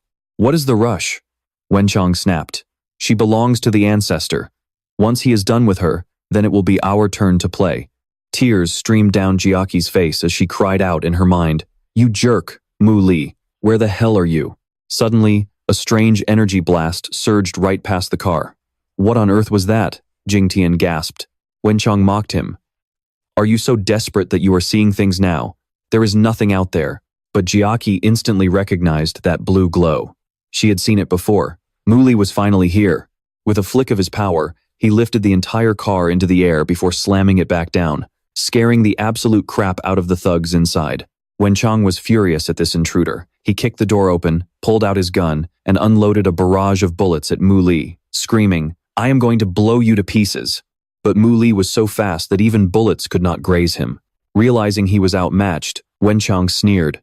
"Do not forget, we still have the girl." He dragged a half-conscious Jiachi out of the car, holding her hostage as he threatened Mu Ly. "Stay back, or we will throw her into the ocean to feed the sharks." "Try me," Mu Ly challenged coldly. Wenchang was not just bluffing. "Oh, you think I would not?" he barked, before ruthlessly dropping Jiaki into the sea. That was his biggest mistake. Mu Ly leaped forward, delivering a brutal strike right to the back of Wenchong's neck. As the thug stumbled and knocked out cold, Mu Ly dove straight into the water without a second thought to save Jiaki. Luckily, he managed to catch her just in time. Mu Ly unleashed his energy aura, wrapping her protectively in his embrace. In her dazed state, she felt incredibly warm and safe in his arms. Jiaki was finally rescued and brought back to the Su family residence safely. Mu Ly asked Su Wen if there were any new leads. Su Wen sighed and explained that all the assassins, including Hong Daoba, had taken poison to keep their mouths shut. Lost in thought, Mu Ly realized that this time they were dealing with something much bigger. Just when another clue goes cold, Jiaki suddenly wakes up and asks if he can come over for a second. Hearing her request, Mu Ly walks over to check on her. "Are you feeling any better?" Before he even gets an answer, Jiachi angrily clenches her fists, lunges at him, and screams in absolute frustration. "You annoying jerk, Mu Ly, I'm going to kill you. You total liar. You promised you'd protect me." Su Wen quickly scolds her. "Watch your manners. If it wasn't for Mr. Wuji, you would have been history by now." Completely out of character, Mu Ly gently takes the blame. "I'm sorry. It's my fault. Next time, I promise I'll protect you." Hearing this, Jiaki completely freezes. Why is this blockhead acting so weird today? Mu Ly then politely asks, "So, can you get off me now?" Embarrassed, she quickly jumps off and sits as obediently as a puppy. Suddenly, Su Wen clears his throat. Mr. Wuji, The old master wants to see you. In the Su family's living room, Qingren and his son bow deeply to apologize in front of Mu Ly. Mr. Wuji, about last time, my son and I were completely blind. You're so generous to overlook our foolishness, so please accept this small token of our appreciation. Glancing at the $10 million check, he casually replies, just leave it there.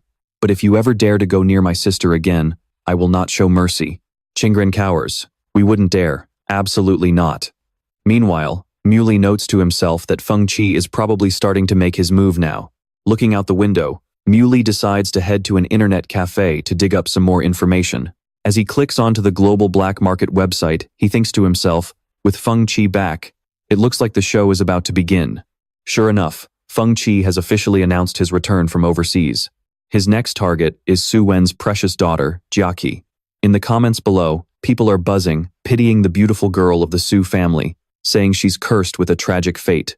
In a tiny place like Longshan, is there anyone who can actually stop Feng Qi if he wants someone dead? But wait, isn't there still Wuji? To collect a $20 million bounty, you've got to have some real skills.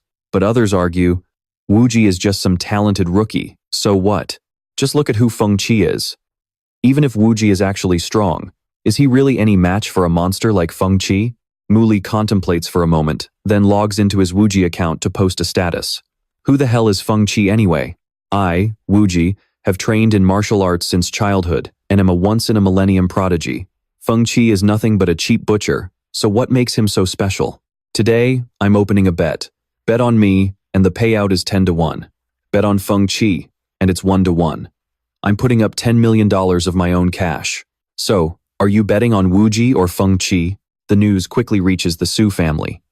Did Mr. Wuji really start a betting arena on the forum? Lin Yue confirms to Su Wen. Yes, sir. He even provoked Feng Qi and put down $10 million on himself.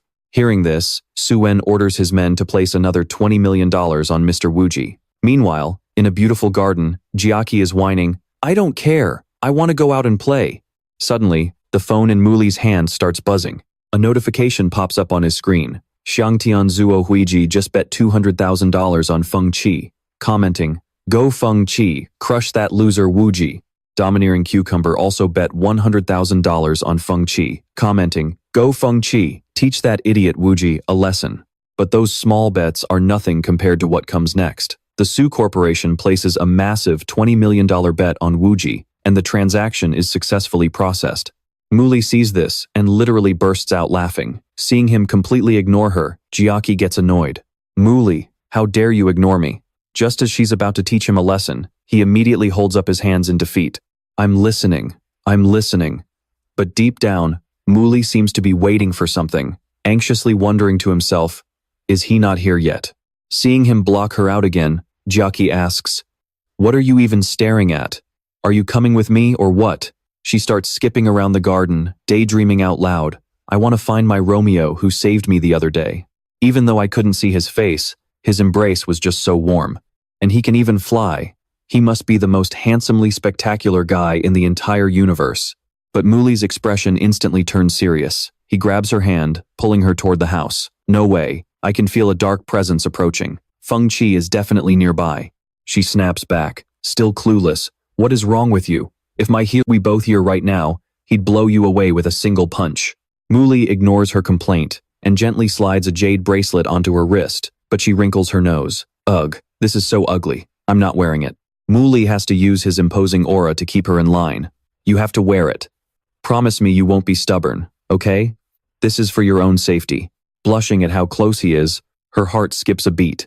She mumbles softly, okay, fine. 4 hours later, while Jiaqi is lying down, blissfully singing, Love is a beam of light, so beautiful it takes my breath away, guiding us to our future. Mu Ly is on high alert, exhausted from guarding the place. He wonders why the guy hasn't made a move yet. He didn't expect him to be this cautious. Is it because I'm right next to her? Fine, let me give him a little push. He quickly calls out, Jiaqi, look, I see a little white rabbit over there. The naive girl jumps right up. Really? Where is it? Mu Ly replies, it's by the flower bed outside. It should still be there. Overjoyed, she dashes outside to find the little rabbit. Jiaqi runs around the yard 49 times, calling out, Little bunny, come on out, I've got a carrot for you. but Feng Qi still hasn't taken the bait, when suddenly, a strange wind blows past. Sensing something was off, Jiaqi looked over to see what was going on. Meanwhile, Mu Ly could already feel that his prey was starting to make a move. He easily blocked the assassin's first strike, but when Feng Qi unleashed his second attack, screaming for him to drop dead, Mu Ly realized that he was the actual target. Feng Qi launched his signature move, the cold light pierce, rushing straight ahead, but before he could even land a scratch, Mu Ly punched him right in the face, sending his jaw flying sideways. He rolled across the ground 3 or 4 times before cursing under his breath. Crap, a failed ambush like this is going to be a nightmare to handle. Back on his feet, Mu Ly mocked him. Nice sneak attack, too bad your skills are still light years behind mine. Pulling a grenade from his pocket, Feng Qi realized his only option was to use a smoke bomb to escape. With a loud bang, a thick cloud of smoke filled the air. He thought he was home free, but to his absolute horror, Mu Ly was still hot on his heels, leaving Feng Qi completely panicked. He screamed in his head, "How is this possible? He is just a regular martial artist. How can he be this incredibly fast?" To make matters worse, Mu Ly easily closed the gap and was about to capture him alive with just a few casual steps, forcing Feng Qi to play his last card. "You forced my hand." But the moment Mu Ly landed, the assassin had vanished into thin air. Looking at the lake before him, Mu Ly sighed. Wow, that was fast. Meanwhile, 30 minutes later, Feng Qi was practically ready to take a nap at the bottom of the lake. He probably thought he had successfully escaped, but if he stayed down there for just a few more minutes, he would definitely drown. But the second he broke the surface to catch his breath, a voice greeted him. "Not bad at all, holding your breath that long. You must have gone through some brutal training, buddy." Seeing Mu Ly standing there waiting for him, he gasped, "What on earth?" The next day, the entire internet cafe was thrown into absolute chaos. Players who had bet on Feng Qi wailed in agony. "How is this possible? I just lost my entire life savings." Passers-by whispered to one another, "Look, another idiot losing his mind over online betting. Just ignore him and let us keep moving." On the homepage of the Era forum, a brief breaking news update was posted. On the night of April 23, 2031, Feng Qi failed his assassination attempt. Wu Ji emerges victorious. Prior to this, on October 20th, 2022, Feng Qi successfully assassinated the top-tier martial artist Zhang Tao, instantly skyrocketing to fame. On October 20th, 2023, Feng Qi assassinated Yu Tao, a disciple of the Yu family, pocketing a bounty of 10 million. On October 20th, 2024, he successfully assassinated the elite martial artist Wu Tao, claiming a bounty of 30 million. But on April 23rd, 2031, Feng Qi was utterly outmatched by Wu Ji and met his end at his hands. His body was pulled from the Longmian River. This shocking turn of events left everyone on the forum absolutely flabbergasted by the rise of this new powerhouse. "Feng Qi, you absolute piece of garbage. You ruined my youth, my sanity, and all of my money. I'm calling it now. Did Wu Ji buy off Feng Qi just to mess with us and take our money? If that is actually what happened, he must have made an absolute fortune. That is so incredibly sinister." The guy who had bet everything on Feng Qi clutched his head in agony, thinking that if this was true, then Wu Ji was a terrifyingly devious mastermind. Flashing back to the previous night, Feng Qi had been utterly stunned by Mu Ly's incredible skills, stammering, You can actually walk on water?"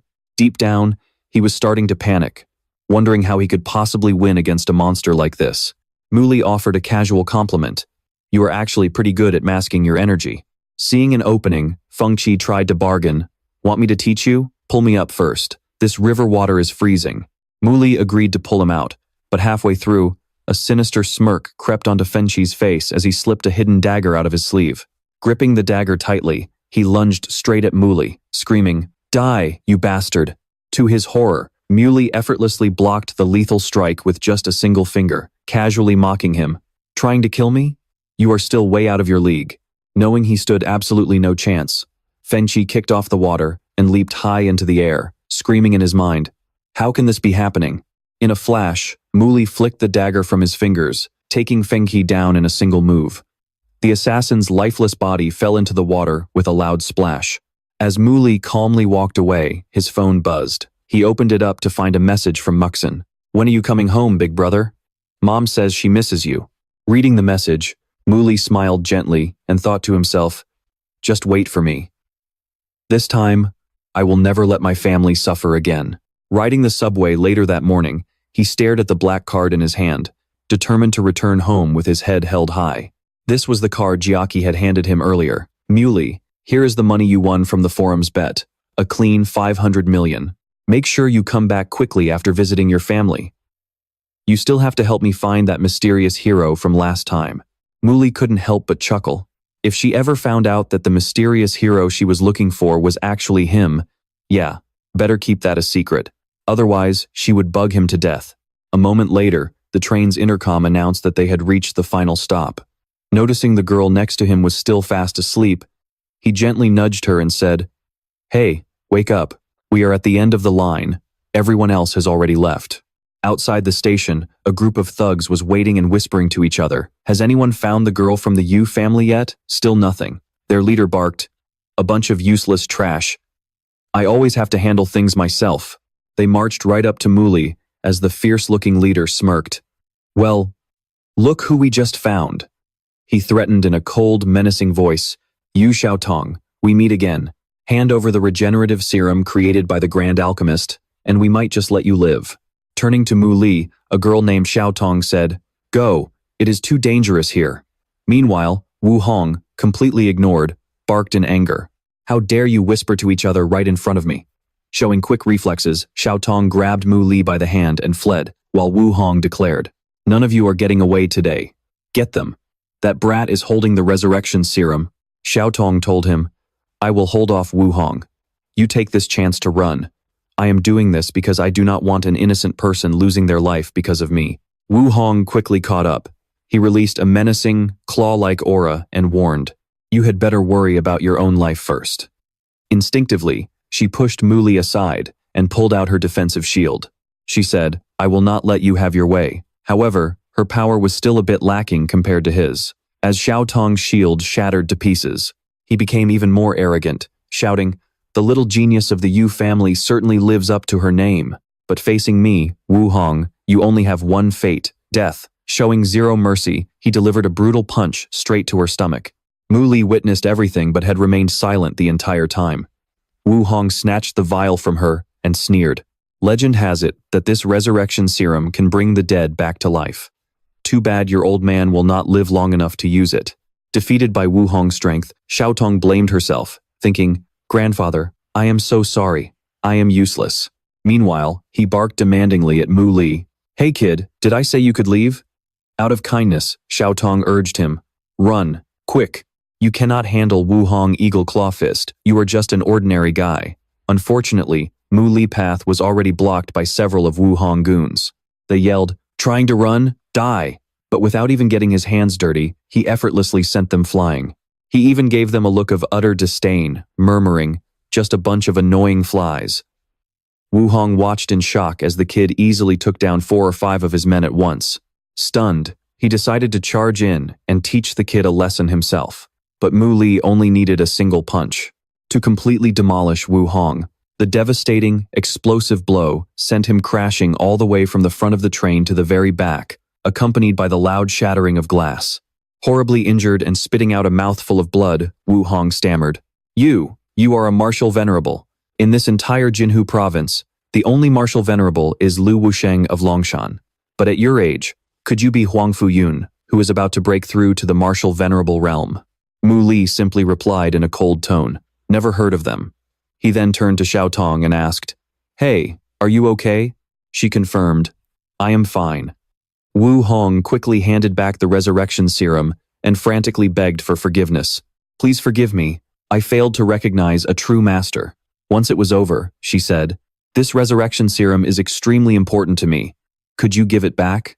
As he handed it back, he remarked, "If this thing is so precious to you, why on earth did you keep it in such a fragile glass vial? What if it shatters? Knock on wood." Just as the words left his mouth, their hands slipped, sending the vial crashing to the ground where it shattered into a million pieces. Both of them stared down at the broken vial in absolute horror. Unable to accept it, Xiaotong desperately clung to Mu Ly's leg, begging him to compensate her for the lost resurrection serum. She thought to herself, "Since things have come to this, I have no choice but to use that honey trap tactic my brother taught me. My looks are my ultimate weapon." Steeling herself, Xiaotong quickly adjusted her emotions and put on a weak, helpless act.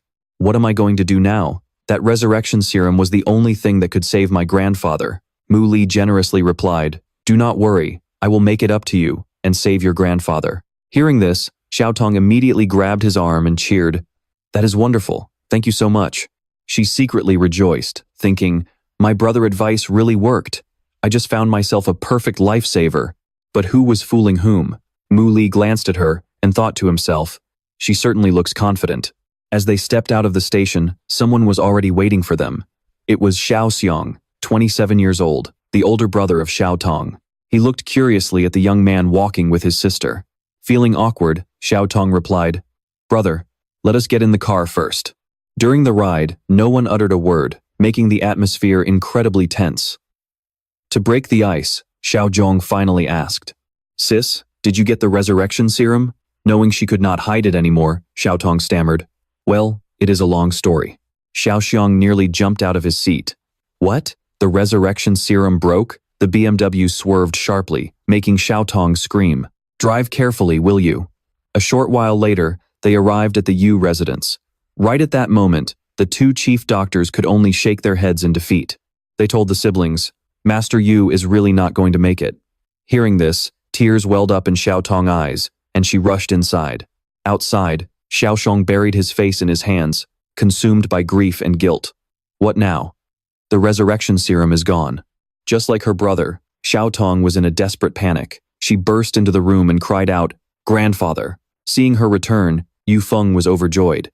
"Thank goodness you are back. Xiao Tong, your brother told me on the phone about the resurrection serum." Seeing her apologize, Second Master Yu, the younger brother of Yu Feng, spoke up.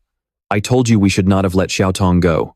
And what was with all the secrecy, sending her alone to the capital to get the medicine? Now that it is gone, how are we supposed to save your grandfather?" Ignoring those harsh words, Xiao Tong spoke up. "Father, actually, I found an extraordinary master. He might be able to help us. As long as there's a chance to save him." Yu Feng gasped in relief upon hearing this. "That's wonderful. Hurry, bring everyone to see this gentleman." She pointed toward the door and introduced him as Mr. Mu, who was actually Mu Ly, in a remarkably young form. Second uncle burst out laughing. "You, Xiao Tong, have you lost your mind? You dragged some random brat off the street to treat grandpa? Yu Feng, are you treating the old master's life like a joke? If anything goes wrong, can you take responsibility?" He also felt this young man looked a bit unreliable. What was Xiao Tong thinking? Meanwhile, Mu Ly said nothing and walked straight to the sickbed. Then, he used a unique technique to examine the old man's condition, leaving everyone in the room completely stunned. He concluded that blocked internal meridians were obstructing the old man's energy flow. Second uncle snarled, "Who gave you permission to touch my father?" Instant karma struck immediately as he was smashed right into the wall, knocked out cold on the spot. Everyone in the room was absolutely horrified. Second, Uncle Yu was the most powerful martial artist in the Yu family, so this young man was clearly no ordinary person. Yu Feng cupped his hands, signaling his consent for the treatment. "May I ask, Mr. Mu, how can we treat the old master's illness?" This immediately drew an objection from physician Zhang Ba. "This is absolutely preposterous. I have never seen someone diagnose a pulse just by talking. If you have chosen another doctor, I will take my leave. Let me warn you, the old master's illness has already seeped into his bones. At this point, even a resurrection elixir wouldn't be able to turn things around." These words left Yu Feng lost in thought, unsure if he should trust this young man. Xiao Tong also expressed her concern. "Mr. Mu, is my grandfather really beyond saving?" He replied, "It is just a minor internal injury." Hearing this, she breathed a sigh of relief, but when Mu Ly added that all he needed was a good beating, they gasped in disbelief. "What did you say?" Yu Feng asked in confusion. "A beating? Mr. Mu, how has our Yu family offended you?" Xiao Tong didn't quite get Mu Ly's point either, so he explained that this was actually the simplest method. While he was busy treating the old man, second uncle woke up and ran over, shouting, "You little brat, how dare you hit me without my permission?" Before he could even finish his sentence, Mu Ly planted another kick on him. The sheer force made him wonder, what kind of power is this? Mu Ly didn't say a word. He quietly pulled back the old man's blanket, and soon, the sounds of heavy thuds and punches echoed throughout the house. Seeing her grandfather being treated in such an extreme way, Xiao Tong felt her heart wrench. "Grandpa, I'm so sorry. Did I choose the wrong person?" Mu Ly continued to unleash palm strikes onto the old master's body. He kept striking him from head to toe. Everyone found this method incredibly bizarre, but no one dared to intervene. Then, the most unfortunate old man in the world was tossed back onto the bed with a thud. Mu Ly wasn't done yet. He flipped the old master over and started another round of treatment. Finally, Mu Ly finished the treatment. Seeing the old man lying completely still, second uncle started whining again. "Yu Feng, oh Yu Feng, you've killed the old master. This is treason. Hand over the position of head of the family right now." To everyone's surprise, Xiao Tong exclaimed, "He's awake. Grandpa is really awake." The old master sat up, coughing a few times. Second uncle asked, "Dad, how are you feeling?" The old man replied, "I feel great. I've never felt this refreshed before. My internal injuries are completely healed. I'm totally fine." Mu Ly then said his goodbyes. "Your meridians are clear now, and your cultivation level has also advanced. If there's nothing else, I will take my leave." To repay this immense favor, Yu Feng offered, "Mr. Mu, having you help us is the greatest honor for our Yu family. If you ever need anything in the future, our Yu family will do whatever it takes to help." He thought about it for a moment, then gasped in realization. "Oh, right. Do you have any aged herbs? Ideally, something that's at least 100 years old." Yu Feng replied. "A 100-year-old herb is extremely rare. Finding one is like looking for a needle in a haystack. We used up all of ours when the old master was bedridden. But since you're the one asking, Mr. Mu, we will do our absolute best to find one." He excused himself, saying he had some personal matters to attend to, and took his leave. He told Mr. Mu to take care and that they would keep in touch. "Hello, driver? You must drive Mr. Mu back safely." After this incident, Xiao Tong developed a deep affection for Mu Ly. Finally, he could go back home. Sitting in the car, Mu Ly thought to himself, "In my past life, Mom struggled her whole life for me, only to be framed and killed at the end. In this life, I will make sure she lives in a grand house, enjoying absolute happiness and peace." Mu Xin was going out to throw away the trash when she heard someone calling her name. Seeing her older brother walking back, she cried out in joy, "Brother! Brother! You're finally back." In their small house, it had been a very long time since the three of them had enjoyed a meal together. Chen Yuan put some food into her son's bowl and coaxed him. "Eat up, little Ly. You're still growing. Little Ly, you're living on your own out there. If you run out of money, just let me know. Don't try to tough it out." He said nothing, his eyes fixed on the burn scar on his mother's hand. That was a day from over 10 years ago. 8-year-old Mu Ly was helping his mother cook dinner. Looking at the mouth-watering soup, he said, "It's finally done. Now we just need to bring it out."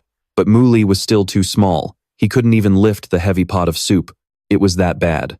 Right at that moment, despite running a high fever, Tran Vian forced herself up, blaming herself for carelessly falling asleep.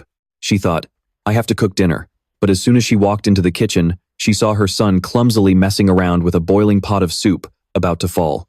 Terrified, she shrieked in panic. "Tu Ly, watch out! You're going to fall with that soup!" She rushed over as fast as she could, trying to catch him. But it was too late. After a loud scream, the pot crashed to the floor, spilling soup everywhere. Tran Vian didn't blame her son. Instead, she asked him gently and caringly, "Tu Ly, are you hurt anywhere?" Mok Ly, tears welling up in his eyes, replied, "Mom, I'm fine, but your arm." Only then did Tran Vian notice her own arm, which had blistered from protecting her son. She comforted him, saying, "It's nothing. I'll just soak it in some cold water, and it'll be fine." Back in reality, Mok Ly washed the dishes while drowning in self-blame. "I'm so sorry, Mom. I always end up hurting you. I'm sorry I was so useless in my past life. I'm sorry I didn't have any power to protect you." So this time, he gathered his courage and apologized to his mother. But Tran Vian just smiled gently and asked, "What's this silly child talking about?" Mok Ly said, "I made some money outside, Mom. Tomorrow, I'm going to pay off our debts, and then I'll buy you a new house, okay?" She firmly rejected the idea, saying, "Making money isn't easy, so don't go throwing it around." Mok Ly just looked at her with pure warmth. He said, "Mom, I just want you to have a better life," making Tran Vian whisper to herself, "Dear, our Tu Ly has really grown up. He's so mature now." Seeing Mok Ly's attitude completely flip 180 degrees, she didn't refuse anymore. "All right, I'll listen to you, my Tu Ly." The next day, Mok Ly went house hunting early in the morning. He thought to himself that the environment here was great and the price wasn't too high, so his mom probably wouldn't think it was too expensive. At that moment, a luxury car pulled up, and the crowd gasped at the sight of a Ferrari F12 TDF supercar.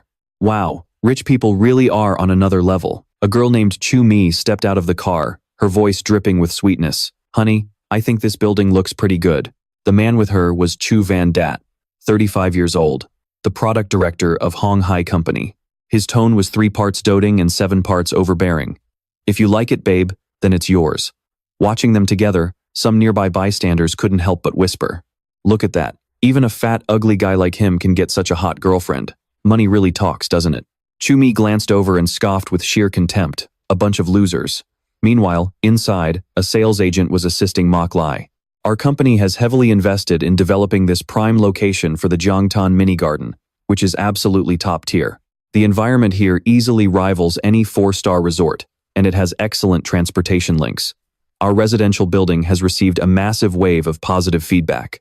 A huge number of units were pre-ordered even before the grand opening, so there are barely any left now. Mok Ly told the agent, "Go on. I want a unit facing forward, preferably looking out over the Long Mian River. Natural light is crucial, and money's not an issue." Suddenly, Chu Mi recognized a familiar face. She lowered her sunglasses and called out to Mok Ly. Not recognizing her, he asked who she was. The woman took off her sunglasses completely to jog his memory. "It's me, Chu Mi, the girl you used to follow around in middle school, constantly calling me your pretty big sister. Are you trying to buy a house? Isn't your family dirt poor? This place is incredibly expensive. I doubt you could even afford a single door here." Only then did Mok Ly finally realize who she was. So it was her, Chu Mi. Back then, she manipulated him into giving her all his family's money just to buy her snacks and movie tickets. Yet behind his back, she would tell everyone that Mok Ly was a total joke, doing whatever she asked like a loyal little dog. He wondered, how did she end up looking like this? Plastic surgery? Chu Mi then turned to the sales agent and said, "Miss, we'll take this apartment." But Mok Ly quickly whipped out a black card to shut her down, saying, "I've already bought this place." Consequently, the agent had to inform Chu Mi, "I'm so sorry, but this building only has 1 unit left, and this gentleman has already claimed it. Would you two mind looking at the other available units? They are also in excellent condition, not inferior to the front one at all." Failing to get her way, Chu Mi resorted to trash-talking him. "Don't believe a word he says. I went to middle school with him, so I know him inside out. His family is dirt poor. There's no way he has that kind of money. We, on the other hand, can easily make a 50% down payment. Just try his card and see." Mok Ly decided to let the agent swipe his card right in front of them.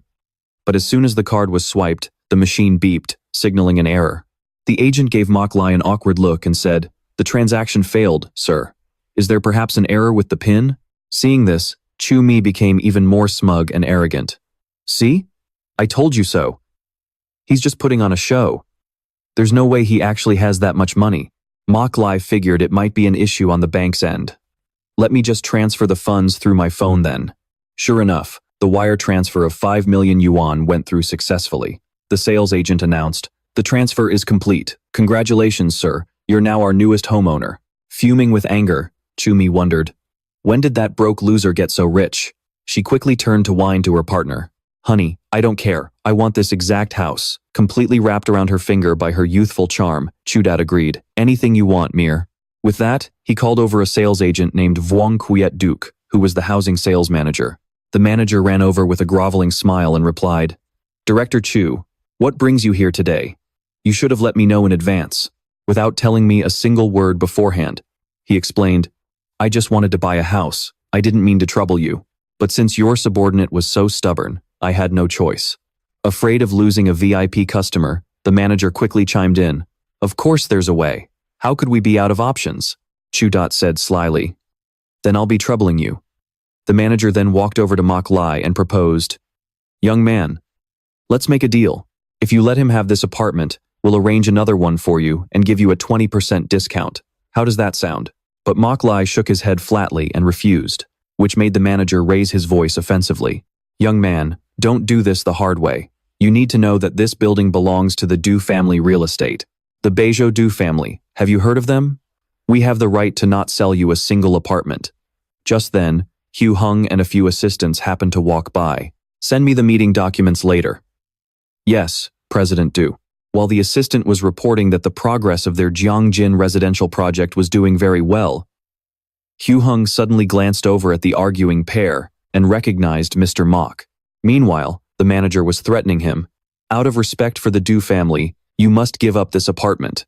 Hu Heng proactively greeted him first. Mr. Mok, I didn't expect to see you here. This is amazing. He then walked over to shake his hand very politely. Mr. Mok, my name is Du Hu Heng. We met last time when you and Hu Dong were leaving the train station. I was driving, so you probably don't remember me. Chu Dat was utterly confused seeing this. Could someone please tell me why young Master Du is being so respectful to him? Since he ran into an acquaintance, Mok Ly took the chance to ask, I remember you now. Can you help me resolve something? I wanted to buy a Riverview apartment, but ran into some trouble. Hearing this, Hu Heng's face darkened as he roared. What on earth is the problem? Who dares to disrespect the benefactor of the Du family? Afraid of getting dragged down, the manager quickly confessed, Mr. Chu told me to do this. Chu Dot had no choice but to step forward and apologize. President Du, Mr. Mok, I was blind. I completely failed to recognize a great person. I truly hope you can forgive me. I'm a fool. It's all my fault. Hu Heng declared that from now on, Chu Van Dat was permanently banned from setting foot on any Du family property, or else he'd have to face the consequences. Chu Dot could only leave with his tail between his legs. Chu Mai followed behind, asking in confusion, What's going on? Isn't he just that poor fool from the Mok family? I still clearly remember how pathetic and poor he was. A few tricks would have had him wagging his tail obediently. Suddenly, Chu Dat spun around and slapped her hard across the face. You stupid, useless woman. This is all your fault for bringing disaster upon us. He then clutched his head in despair, sighing, It's over. Now that I've offended the Du family, my entire life is ruined. Inside, Hu Heng was still repeatedly apologizing. Mr. Mok Ly placed his hand on Hu Heng's shoulder and replied, Forget it. I don't intend to hold a grudge. A day later, the entire family had moved into their new home. Tran Vien looked at the luxurious, magnificent house and gasped, Xiao Li, this house must not have been cheap, right? He reassured her, Mom, it's fine. I can support us now. Suddenly, a guy popped out of nowhere to greet them and introduced himself. I'm your neighbor across the hall, Tran Long. I hope we can look out for each other in the future. He then paid special attention to Mok Han. Hi there. Have we met somewhere before? Why do you feel so familiar to me? Annoyed by this, Mok Ly called Tran Long over. Tran Long asked curiously, Bro, what's up? Only for Mok Ly to warn, if you dare get close to my sister again, I'll beat you to death. By the way, did you get that black eye from trying to hit on some other girl?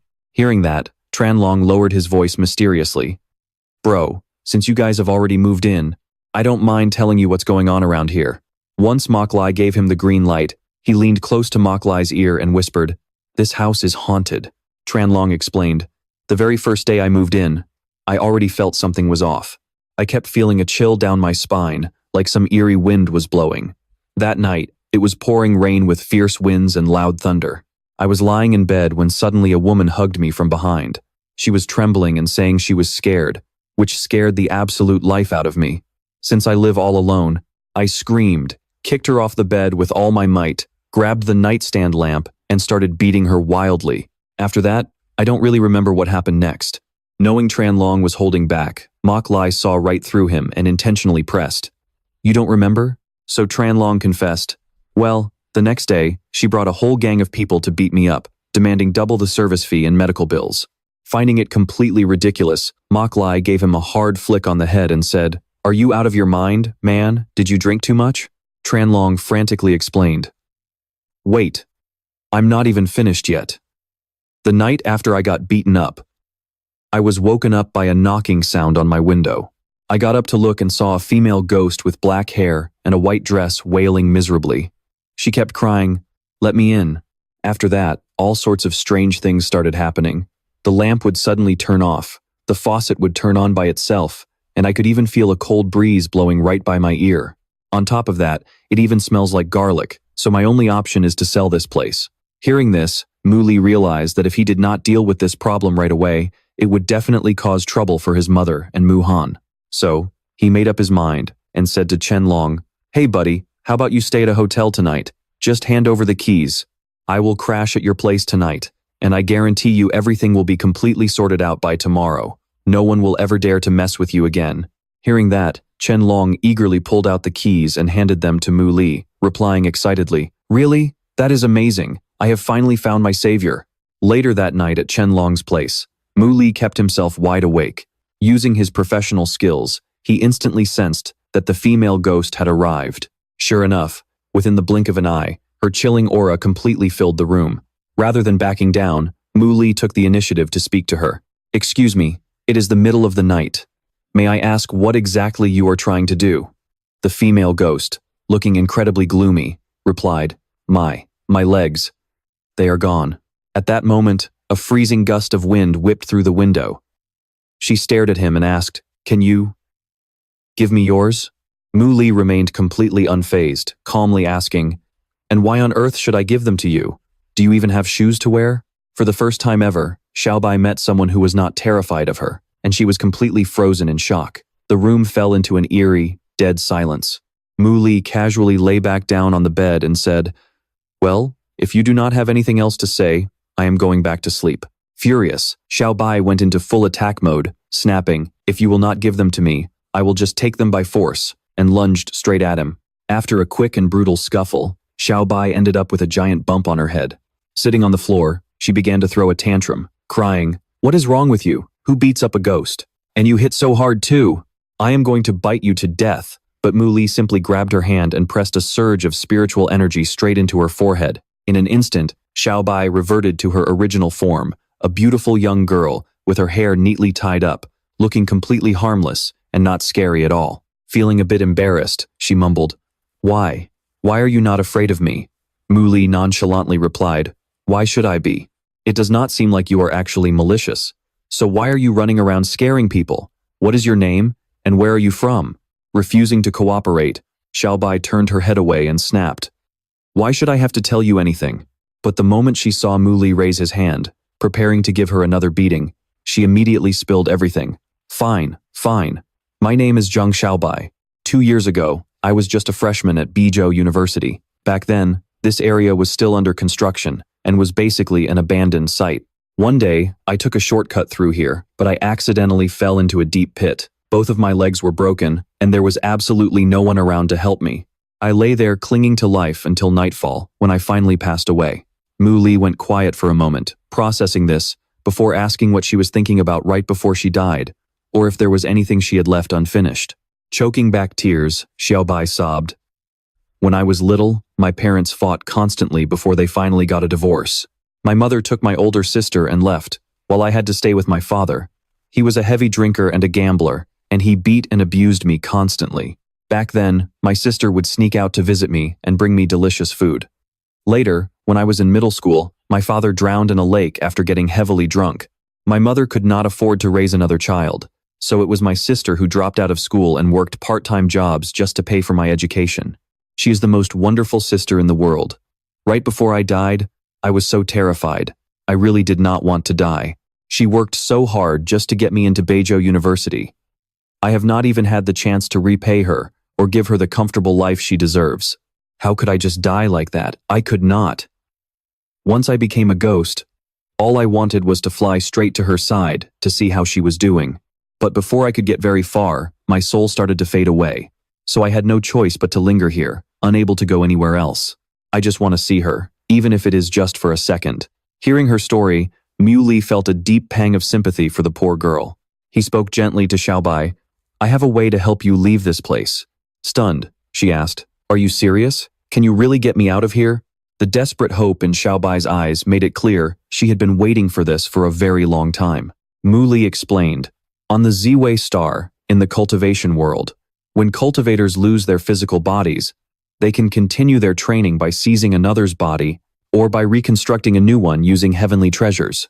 But there is also another way. They can abandon their physical form entirely and focus solely on cultivating their soul. Those cultivators are known as ghost cultivators. I can do more than just help you leave this place. I can actually help you live again." Overwhelmed with emotion, tears streamed down Xiaobai's face as she promised, "If you save me, I will do absolutely anything for you, even if it means serving you for the rest of my life." He pointed out that her current soul state was highly unstable. It could degrade at any moment, and her consciousness would gradually fracture until she vanished completely. I have a cultivation technique. Once you master it, your soul will become incredibly strong, and you will wield immense power. When your soul reaches a certain level of strength, you will be able to construct a physical body of your own. Once your soul enters that body, you will be fully reborn. Staring at the swirling energy before her, Xiaobai could not help but gasp. This is so mystical. Mu Ly then laid down his terms. I can help you, but under one condition. You must obey my every command. He figured that having her around to protect his mother in the future would give him some peace of mind. Confused, Xiaobai asked, So, you want me to call you master and act as your servant? But he simply told her that calling him Mu Ly was perfectly fine. Bowing her head in gratitude, she promised, Thank you. Once I have cultivated enough to regain a human body, I will definitely dedicate myself to you. Mu Ly told her to stand up. Stand up straight and look down at your feet, he said. Before asking her what she saw, Xiaobai innocently replied, I don't see anything, just my legs. But as soon as she realized what that meant, her face completely darkened. Are you mocking me? Mu Ly nonchalantly replied. I mean, what's a flat-chested little brat like you who is literally a ghost going to do? Offer your body to repay me? Xiaobai screamed in absolute fury. Mu Ly, you absolute jerk. Her scream was so loud it shook the entire building.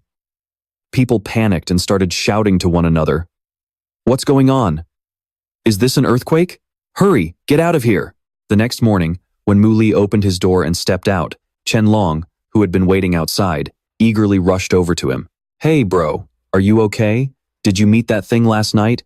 You know I already put in a good word for you, right? And I keep my word that female ghost is absolutely never going to show her face in front of you again. Chen Long leaned in, sounding thoroughly amazed. Whoa, it feels so different today. There's no dark energy anymore. It's actually full of life. Bro, you're seriously incredible. Meanwhile, Mu Ly sighed. He had been tormented by that little brat all night and hadn't gotten a single wink of sleep. Last night, he had to stay up all night transferring a cultivation method to her. The path of pure simplicity is to guard the spirit alone. Guard it and never lose it, and you shall become one with the divine. A strange, mysterious light enveloped Xiaobai before Mu Ly sealed it deep inside her body. When he curiously asked how she felt, Xiaobai cheered with joy. I think it actually worked. Mu Ly then said, Let's go. I promised the bro living here that I'd take you away. She asked, Can you take me to see my big sister first? Mu Ly gently patted her head and softly replied, You can't travel very far in your current state. Write down everything you want to say to her, and I'll go in your place. He decided to contact Xiaoxiang. Very quickly, Xiaoxiang got back to him. Mr. Mu, I've looked into it. Her name is Zhang Xiaoqin, and she works at a tea house called Xian Ming Xuan. Mu Ly replied, Got it, thanks a lot. Then he thought to himself, even back in middle school, he had heard that Xian Ming Xuan was the most luxurious tea house in Beizhou. A single cup of tea there can sell for over $1,000. In my past life, I always dreamed of visiting a high-end place like this. As Mu Ly stepped inside Xian Ming Xuan, a young receptionist warmly walked up to greet him. Hello, sir. Are you looking for a specific type of tea today? And would you prefer to brew it yourself, or would you like us to assign someone to brew it for you? He asked. Is there anyone here named Zhang Xiaoqin? The receptionist replied, Oh, Xiaoqin is actually the finest tea master in our entire tea house. Were you hoping to have her personally brew your tea? Mu Ly shook his head and said, No, actually, I'm just here because I have some personal business to discuss with her. The receptionist immediately called for her, letting her know someone was looking for her. A moment later, a beautiful girl named Xiaoqin appeared. Looking at Mu Ly, she asked, Excuse me, who are you? Before answering, he handed her a piece of paper and said, Someone asked me to deliver this message to you. She read the words written on the paper. Sis, I'm so sorry. If there is a next life, I'll definitely be your sister again. She gasped in shock, demanding to know where he had gotten the paper from. Mu Ly had no choice but to lie, saying, A while ago, a girl in an ambulance asked me to give this to you. I completely forgot about it until I accidentally found it again recently, so I came to deliver it to you. Tears welled up in Xiaoqin's eyes as she whispered, This is Xiaobai's handwriting. Xiaoqin collapsed to the floor, sobbing uncontrollably. My poor little sister. I'm so sorry I wasn't able to take care of you.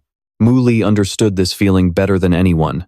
He swore to himself that he had to become stronger, so he would never have to experience the agonizing pain of losing a loved one ever again.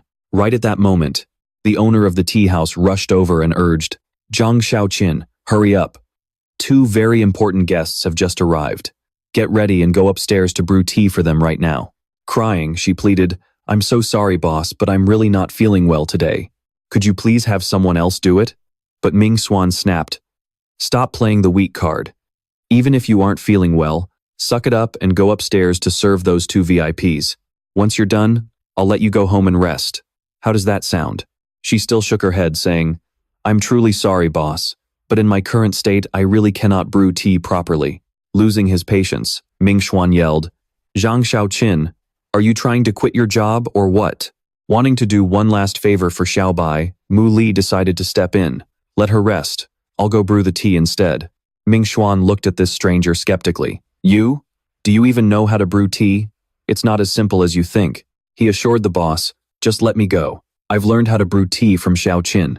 He then took hold of Xiaoqin's hand, making her blush with embarrassment. Mu Ly pointed out to Ming Xuan, "Besides, just look at her right now. Is she really in any condition to serve tea? Forcing her to go is only going to cause a disaster." Although the boss wasn't sure if he could trust this guy, he reluctantly gestured for Mu Ly to follow him. He was led to VIP room number 1, where two older men were sitting and talking. One of them was Old Zhong, an internal martial artist, while the other was Old Ly, an external martial artist. To be exact, they looked ready to tear each other apart. Mu Ly calmly sat down, his hands expertly scooping tea leaves from the jar. All the while, he listened to the two bickering. "I'm telling you, internal martial arts are supreme.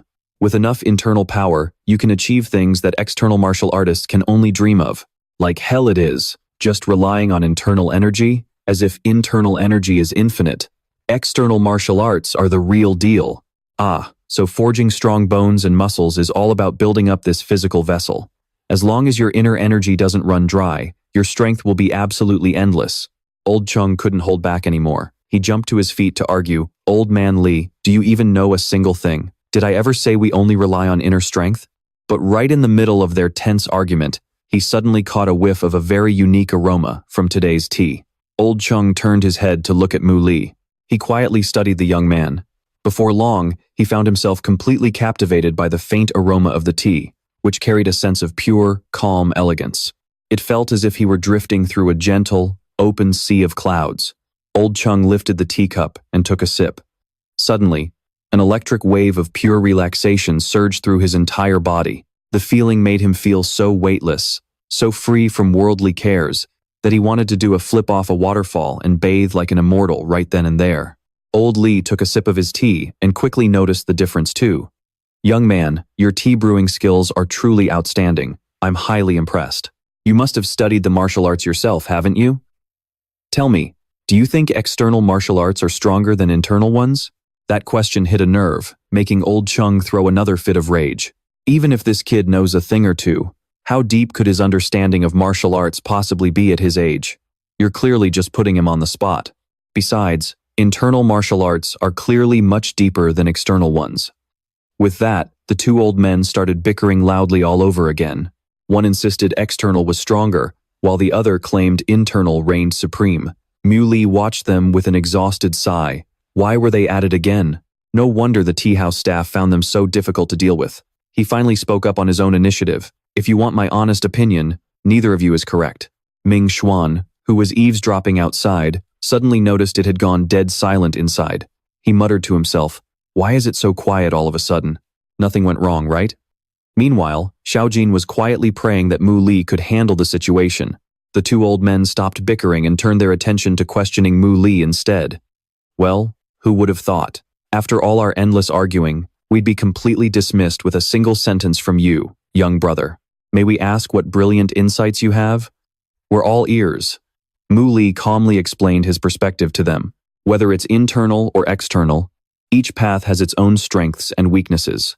Every martial path under heaven exists for a reason. All rivers eventually flow into the same sea. In the end, every path leads to the same grand destination. The two old men's eyes widened, and they quickly asked what kind of destination that was. Mu Ly unleashed a tiny fraction of his power and said, "This path leads to eternity." That left them completely stunned. Old Chung was the first to object. Eternity? As in immortality? Kid, aren't you bragging a bit too much without even blushing? How dare you try to fool us with such unrealistic nonsense? Mu Ly remained completely calm as he explained. In the world of martial arts, there is no ultimate peak, only the pursuit of becoming stronger. Have you two never considered that combining internal and external cultivation might actually yield far better results? Old Chung fired back. It's natural for the young to dream of the impossible. But out of all the people who tried to master both, how many actually achieved anything in the end? Trying to do both usually just turns a cultivator into a laughingstock, just like the others before them. Mu Ly's reply carried a hint of mockery. Those who consider themselves strong are always the ones placing limits on themselves. The moment something contradicts your beliefs, you immediately attack and dismiss it.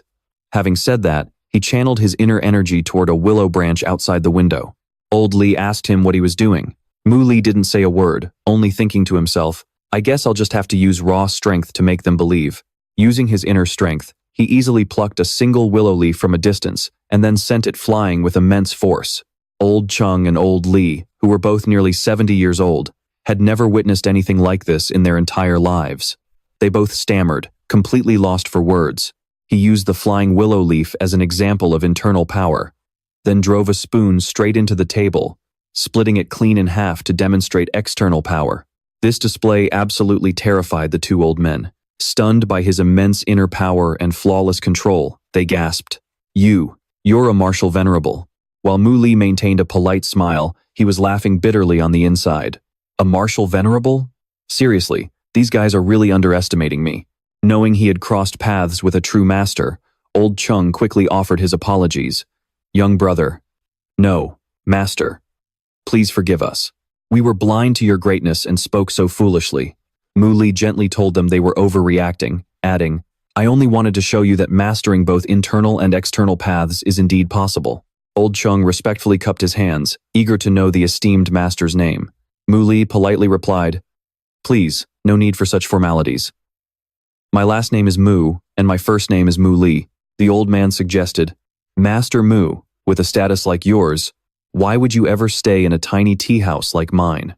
If you like this place, how about I just give it to you? Mu Ly explained that he knew one of the tea brewers working here. She wasn't feeling very well earlier and couldn't brew tea for you two, so I stepped in to take her place. Old Chung immediately put two and two together. Could the person you're referring to be Miss Zhang Xiaojin? Old Chung was already plotting in his head. So the tea house has someone close to Master Mu. I have to cling tightly to this powerful figure no matter what. Seeing him confirm his suspicion, the old man stroked his beard, absolutely thrilled. It seems Zhang Xiaojin's relationship with Master Mu is pretty solid. Heavens, luck is truly on my side today. Outside, Ming Xuan was getting anxious since there hadn't been any clash yet. Why has it been so quiet for so long? What's going on in there? Did they settle it? No, wait.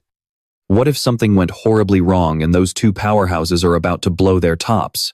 Seeing Mu Ly's figure walking down the stairs, he rushed over in a panic, asking, How did it go? What happened? Tell me exactly what happened. You just said everything was settled.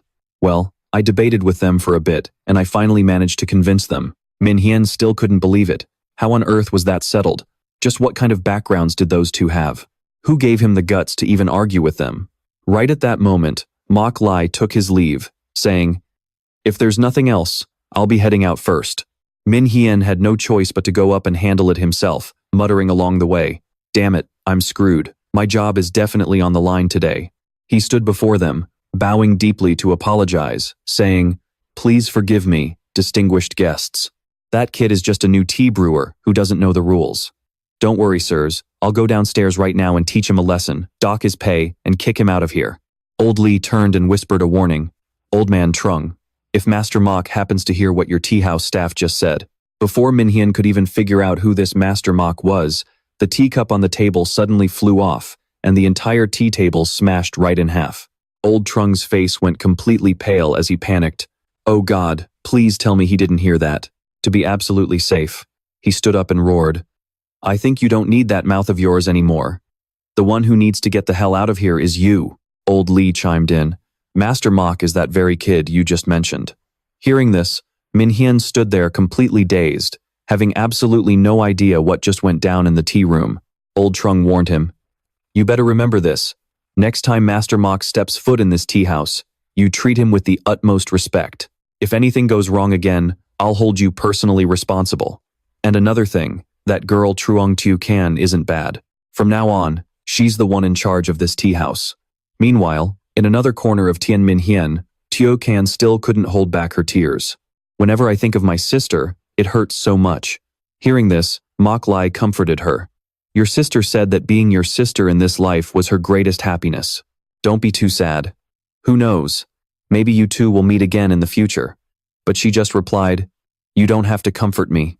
I saw her body cremated with my own eyes. How could someone possibly come back from the dead? But Mok Ly is acting really mysterious today. When Tio Can turned around, he was already gone. Even so, she still muttered a quiet, thank you. Inside Mok Ly's bedroom, Tu Bok was pacing around, trying to figure out what strange object he had just bought. Mok Ly explained, I bought this jade porcelain bottle at the jade market. This is going to be your new home from now on. Holding up the jade bottle, he told her this was her spot. Mok Ly's actions always kept Tu Bok guessing. Seriously, what kind of person are you? Why are you so incredibly powerful? Where did you even learn all this? Instead of answering, he just snapped back. Why do you ask so many questions? She kept pushing. And one more thing. I heard that guys always hide shady things in their rooms. The geek living across from us hides a bunch of adult magazines under his bed. Do you have stuff like that too? Sighing in defeat, Mok Ly uncorked the jade bottle and declared, all right, this conversation is over. But no matter how much he tried to force Tu Bok, she stubbornly refused to go inside. Right at that moment, Mok Han's voice called out to him from outside.